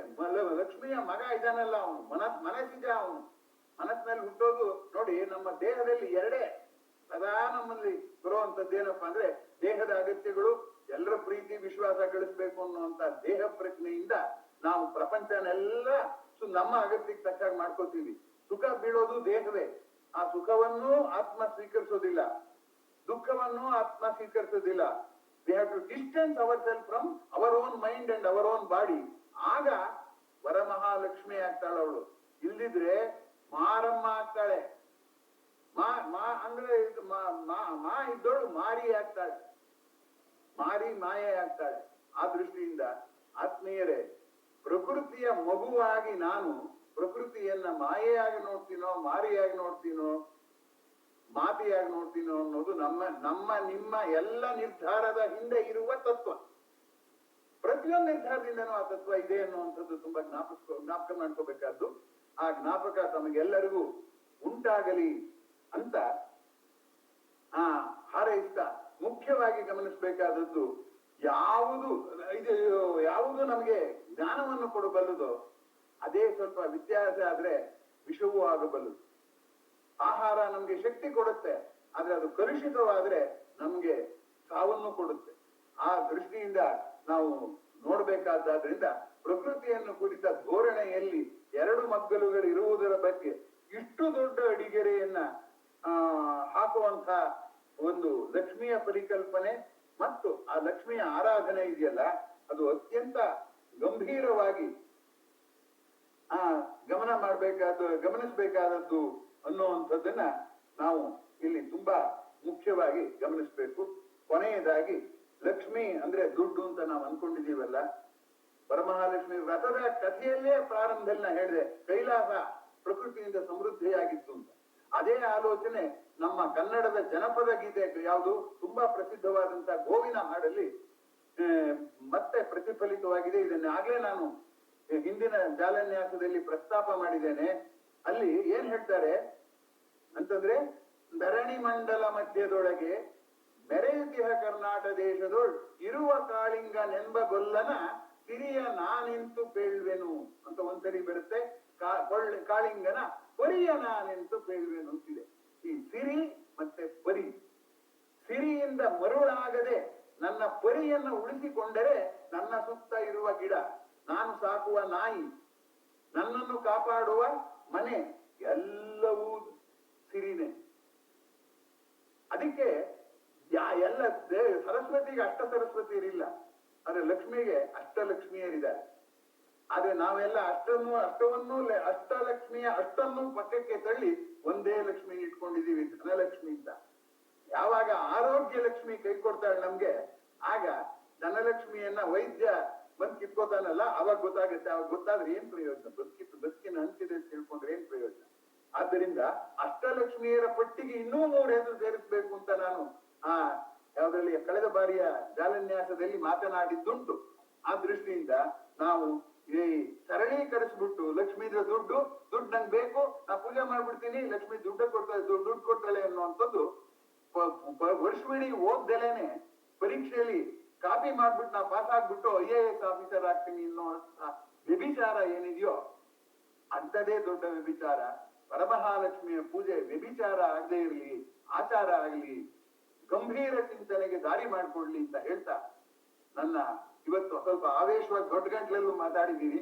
ಅದನ್ನೆಲ್ಲ ಸಹಿಸಿರುವ ತಮಗೆ ಇಷ್ಟೊತ್ತು ಭಾಗವಹಿಸಿದ್ದಕ್ಕೆ, ಬಂದದ್ದಕ್ಕೆ ಹೃತ್ಪೂರ್ವಕ ಧನ್ಯವಾದಗಳು ಹೇಳಿ, ಈ ಅಭಿಪ್ರಾಯಗಳನ್ನ ನೀವು ಪ್ರಚಾರ ಮಾಡಿದ್ರೆ ಪರಿಶೀಲನೆ ಮಾಡುವ ಕ್ರಮ ಇದೆಯಲ್ಲ, ಸಿರಿ ಜೊತೆಗೆ ಪರಿ ಇದೆಯಲ್ಲ, ನಮ್ಗೆ ಸಿರಿನೂ ಇದೆ, ಪೂಜೆನೂ ಮಾಡ್ತೀವಿ, ಪರಿಯನ್ನ ಪರಿಷ್ಕರಣ ಮಾಡಬೇಕು ಅಂತ ತಮ್ಮಲ್ಲಿ ಮನವಿ ಮಾಡ್ಕೊತಾ ಈ ಕಾರ್ಯಕ್ರಮದಲ್ಲಿ ಪಾಲ್ಗೊಂಡ ತಮ್ಮೆಲ್ಲರಿಗೂ ವಂದಿಸುತ್ತಾ ತಮ್ಮ ಪ್ರಶ್ನೆ ಮತ್ತು ಪ್ರತಿಕ್ರಿಯೆಗೆ ತಲೆಬಾಗಿ ನನ್ನ ಮಾತುಗಳನ್ನ ಮುಗಿಸ್ತೇನೆ.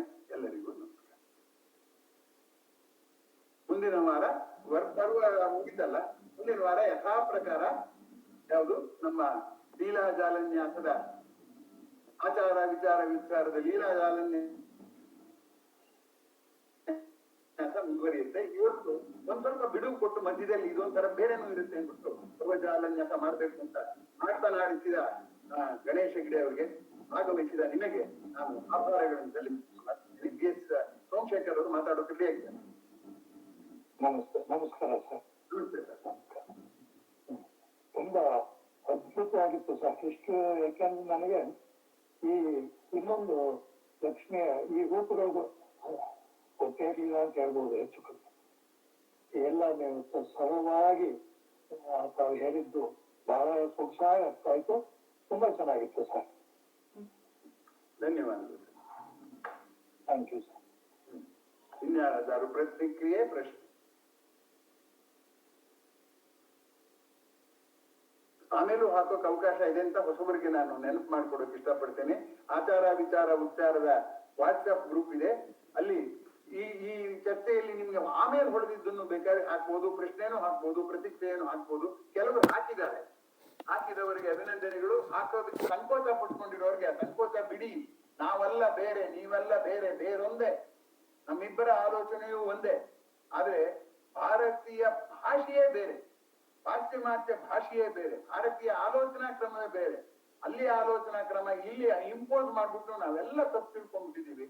ಆ ದೃಷ್ಟಿಯಿಂದ ನಮ್ಗೆ ಇದು ತುಂಬಾ ಮುಖ್ಯ ಆಗುತ್ತೆ. ಕಾರ್ಲ್ ಜಂಗ್ ಅನ್ನೋನು ಹೇಳ್ತಾ, ನಾವು ಏನಂದ್ರೆ ನಾವು ಭಾಷೆಯಿಂದ ನಮಗ್ ಗೊತ್ತಿಲ್ಲದೆ ಇರೋದನ್ನ ತಿಳ್ಕೊಳಕ್ ಹೋಗ್ತೀವಿ.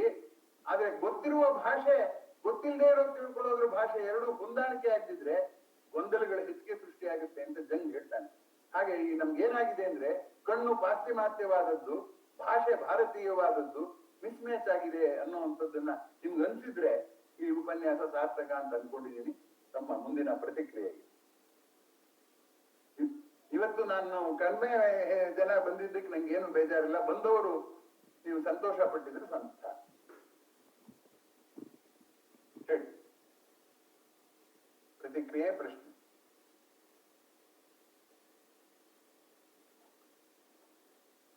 ಸರ್ ನಮಸ್ತೆ ಸರ್. ಶರಣಪ್ಪ ಅವರು. ಸರ್, ಲಕ್ಷ್ಮಿ ಅಂದ ತಕ್ಷಣ ನಮಗೆ ದುಡ್ಡಿನ ಪರಿಕಲ್ಪನೆ ಇರುತ್ತೆ. ಅದ್ರ ಆಚೆಗೆ ಮುದುಕೈಟಪರು, ನರಕಾಸುರರು ಮತ್ತೆ ಮನ್ಮಥರು ಇವರೆಲ್ಲರೂ ನಮ್ಮೊಳಗೆ ಇರ್ತಾರೆ ಎಂಬುದು ಇವತ್ತು ತುಂಬಾ ಚೆನ್ನಾಗಿ ಅರ್ಥ ಆಯ್ತು ಸರ್. ನಾವು ಬರೀ ಒಂದೇ ದೃಷ್ಟಿಯಲ್ಲಿ ನೋಡ್ತಾ ಇದ್ವಿ. ಈ ನಮ್ಮೊಳಗಿರುವಂತಹ ಈ ಸೈತಾನರು ಏನಿದ್ದಾರೆ ಇವರೆಲ್ಲರನ್ನ ನಾವು ಬದಿಗಿಟ್ಟು ಹೊರಗೆ ಬರ್ಬೇಕಾದ್ರೆ ಅದು ಸ್ವಲ್ಪ ಕಷ್ಟ ಸಾಧ್ಯ ಅನ್ಸುತ್ತೆ. ಆದ್ರೆ ಈ ವಿಚಾರವನ್ನ ಮನನ ಮಾಡ್ಕೊಂಡು ಹೊರಗಡೆ ಬರ್ಲಿಕ್ಕೆ ಪ್ರಯತ್ನಿಸ್ಬೇಕು ಅಂತ ನಾನು ಇದನ್ನ ಅನ್ಕೊಳ್ತಾ ಇದ್ದೀನಿ ಸರ್. ಯಾಕಂದ್ರೆ ಲಕ್ಷ್ಮಿ ಪೂಜೆ ಅಂದ ತಕ್ಷಣ ನಮಗೆ ಬರದೆ ಸೌಭಾಗ್ಯವತಿ ನಮಗೆ ಭಾಗ್ಯವನ್ನ ಕೊಡ್ತಾಳೆ ಅನ್ನೋ ಒಂದು ಪರಿಕಲ್ಪನೆಯಲ್ಲಿದ್ವಿ. ಇದರಲ್ಲಿ ನಮ್ಮಲ್ಲಿರುವಂತಹ ಇಂತ ಮಧುಕೈಟಪ್ಪ ಅವರು ಏನಿದ್ದಾರೆ ಅವರನ್ನ ತುಳಿದು ಮೇಲ್ ಬರ್ಬೇಕು ಎಂಬ ಆಶಯ ತುಂಬಾ ಅದ್ಭುತವಾಗಿ ಮೂಡಿಬಂತೆ ಸರ್. ಬಹಳ ಅತ್ಯುತ್ತಮವಾದಂತಹ ಒಂದು ಉಪನ್ಯಾಸ ಇದು. ಧನ್ಯವಾದಗಳು ಸರ್ ತಮಗೆ. ಅದರಿಂದ ಅವ್ರನ್ನೂ ಸಹಾನುಭೂತಿಯಿಂದ ನೋಡ್ಬೇಕು. ಯಾವ ನಮ್ಗೆ ದೈವ ಪ್ರಜ್ಞೆಯನ್ನು ಕೊಡ್ತೋ ದುರಾಸೆಯನ್ನು ಕೊಟ್ಟಿದ್ದು ಅದೇ ಮನಸ್ಸು. ಅದಕ್ಕೆ ಮನಸ್ಸನ್ನು ದೂರನೂ ಇಡಬೇಕು. ಆದ್ರೆ ಆ ಮನಸ್ಸಿನಲ್ಲಿ ಅದೇ ಮರಣ ವೃಕ್ಷದೋಡು ಅಮೃತ ಫಲ ಬರಬೇಕು. ಹಾಗೆ ನಮ್ಮ ನಶ್ವರವಾದ ದೇಹದಲ್ಲಿ ಶಾಶ್ವತವಾದದ್ದರ ಕಲ್ಪನೆ ಬಂದಾಗ ನೋವಿನ ಭಯ, ಸಾವಿನ ಭಯ, ಬದುಕಿನ ಭಯ ಎಲ್ಲವೂ ಕೂಡ ಅಭಯವಾಗುತ್ತೆ. ಮತ್ತೆ ಇನ್ಯಾರ್ದಾರು ಪ್ರತಿಕ್ರಿಯೆ?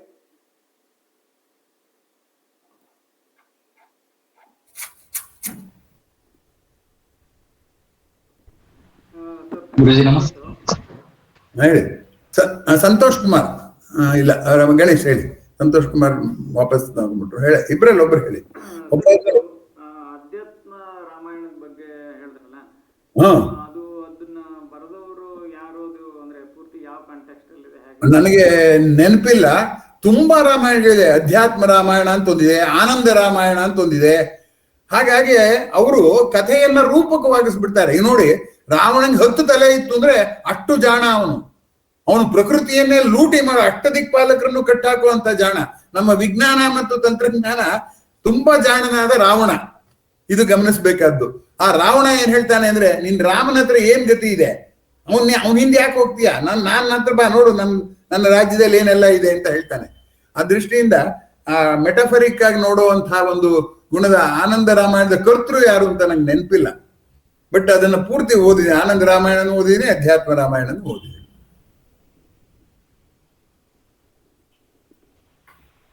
ಸಂತೋಷ್ ಕುಮಾರ್. ಗುರುಜಿ ನಮಸ್ತೆ. ಸಂತೋಷ್.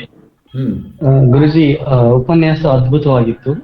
ಇಲ್ಲಿ ನಾವು ತಿಳ್ಕೊಳ್ಬೇಕಂದ್ರೆ ನಮ್ಮ ಒಂದು ಇಂದಿನ ಪೀಳಿಗೆಗೆ ಮತ್ತು ಮುಂದಿನ ಪೀಳಿಗೆಗೆ ನಮ್ಮ ಆಚರಣೆಗಳು ಎಷ್ಟು ಮಹತ್ವವನ್ನು ತಿಳಿಸೋದಕ್ಕೆ ತುಂಬಾ ಸಹಾಯ ಆಗ್ತದೆ. ಸೊ ಇಂಥ ಉಪನ್ಯಾಸಗಳು ಮಧ್ಯೆ ಬರೋದ್ರಿಂದ ನಮಗೆ ತುಂಬಾ ಅನುಕೂಲ ಆಗುತ್ತೆ ಅಂತ ನಾನು ಭಾವಿಸಿದ್ದೀನಿ. ಸೊ ಅದಕ್ಕಾಗಿ ನಾನು ನಿಮಗೆ ಚಿರಋಣಿ. ಮತ್ತೆ ಗೋಕುಲಾಷ್ಟಮಿಯ ಬಗ್ಗೆನೂ ಕೂಡ ಒಂದ್ ದಿವಸ ಮಾತಾಡ್ಬೋದೇನೋ ಅಂತ ಅನ್ಕೋತೀನಿ. ಮುಂದಿನ ಹಬ್ಬ ಗೋಕುಲಾಷ್ಟಮಿನೇ ತಾನೆ. ಅದರಿಂದ ನೋಡೋಣ, ಅದಕ್ಕೂ ಒಂದ್ ದಿವಸ ಅವಕಾಶ ಮಾಡ್ಕೊಳ್ಳೋಣ. ನಮ್ಮ ಲೀಲಾ ಜಾಲನ್ಯಾಸದಲ್ಲಿ ಮಧ್ಯೆ ಇದೆ. ಮಲ್ಲಿಗೆ ಹೂವಿನ ಹಾರದ ಮಧ್ಯದಲ್ಲಿ ಗುಲಾಬಿ ಹೂವನ್ನು ಸೇರಿಸೋ ಹಾಗೆ ಲೀಲಾ ಜಾಲನ್ಯಾಸದ ಮಧ್ಯೆ ಪರ್ವ ಜಾಲನ್ಯಾಸವನ್ನ ಸೇರ್ಸೋಣ, ನೀವು ಇಷ್ಟಪಡೋದಾದ್ರೆ. ಧನ್ಯವಾದಗಳು. ಗಣೇಶ್ ಇನ್ನ ಏನಾರು ಹೇಳೋದಿದ್ಯಾ? ಇಲ್ಲ ಸರ್, ಪ್ರಶ್ನೆ ಏನಿಲ್ಲ. ಇದು ಮತ್ತೆ ಯಾರು ಇದು ನಮ್ಮ ವಾಟ್ಸಪ್ ತಂಡಕ್ಕೆ ಸೇರೋದಿದ್ರೆ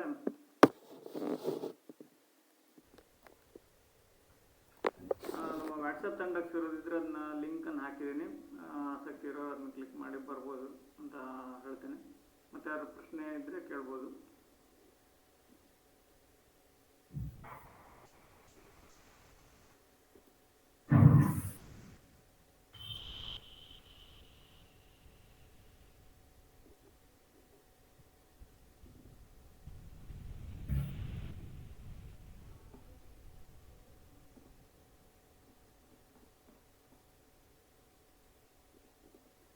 ಏನು ಯುದ್ಧ ಕಾಣೋದಿಲ್ಲ. ಸರಿ ಸರ್, ಮುಗಿಸೋಣ ಸರ್ ಹಾಗಾದ್ರೆ. ಮತ್ತೆ ಮುಂದಿನ ಉಪನ್ಯಾಸದ ಕುರಿತು ಸದ್ಯದಲ್ಲೇ ತಿಳಿಸ್ತೀವಿ. ಬಂದಂತ ಎಲ್ಲರೂ ಕೂಡ ಭಾನುವಾರ ಇರುವ ಸಾಧ್ಯತೆ ಇದೆ. ಸೋಮವಾರದನ್ನ ಇವತ್ತೊಂದ್ಸರಿ ಸೋಮವಾರ ಇದ್ದರಿಂದ ಮುಂದಿನ ಸರಿ ಸಾಧ್ಯವಾದ್ರೆ ಭಾನುವಾರನು ಮಾಡ್ತೀವಿ, ನೋಡೋಣ. ಭಾನುವಾರನೇ ಮಾಡ್ತೇವೆ. ಮತ್ತೇನಾದ್ರು ಬದಲಾವಣೆಗಳಿದ್ರೆ ತಿಳಿಸ್ತೀವಿ ಅಂತ ಹೇಳ್ತಾ ಎಲ್ರಿಗೂ ಧನ್ಯವಾದಗಳು ಸರ್. ಅವ್ರಿಗೂ ಕೂಡ ಧನ್ಯವಾದಗಳು. ನಮಸ್ಕಾರ.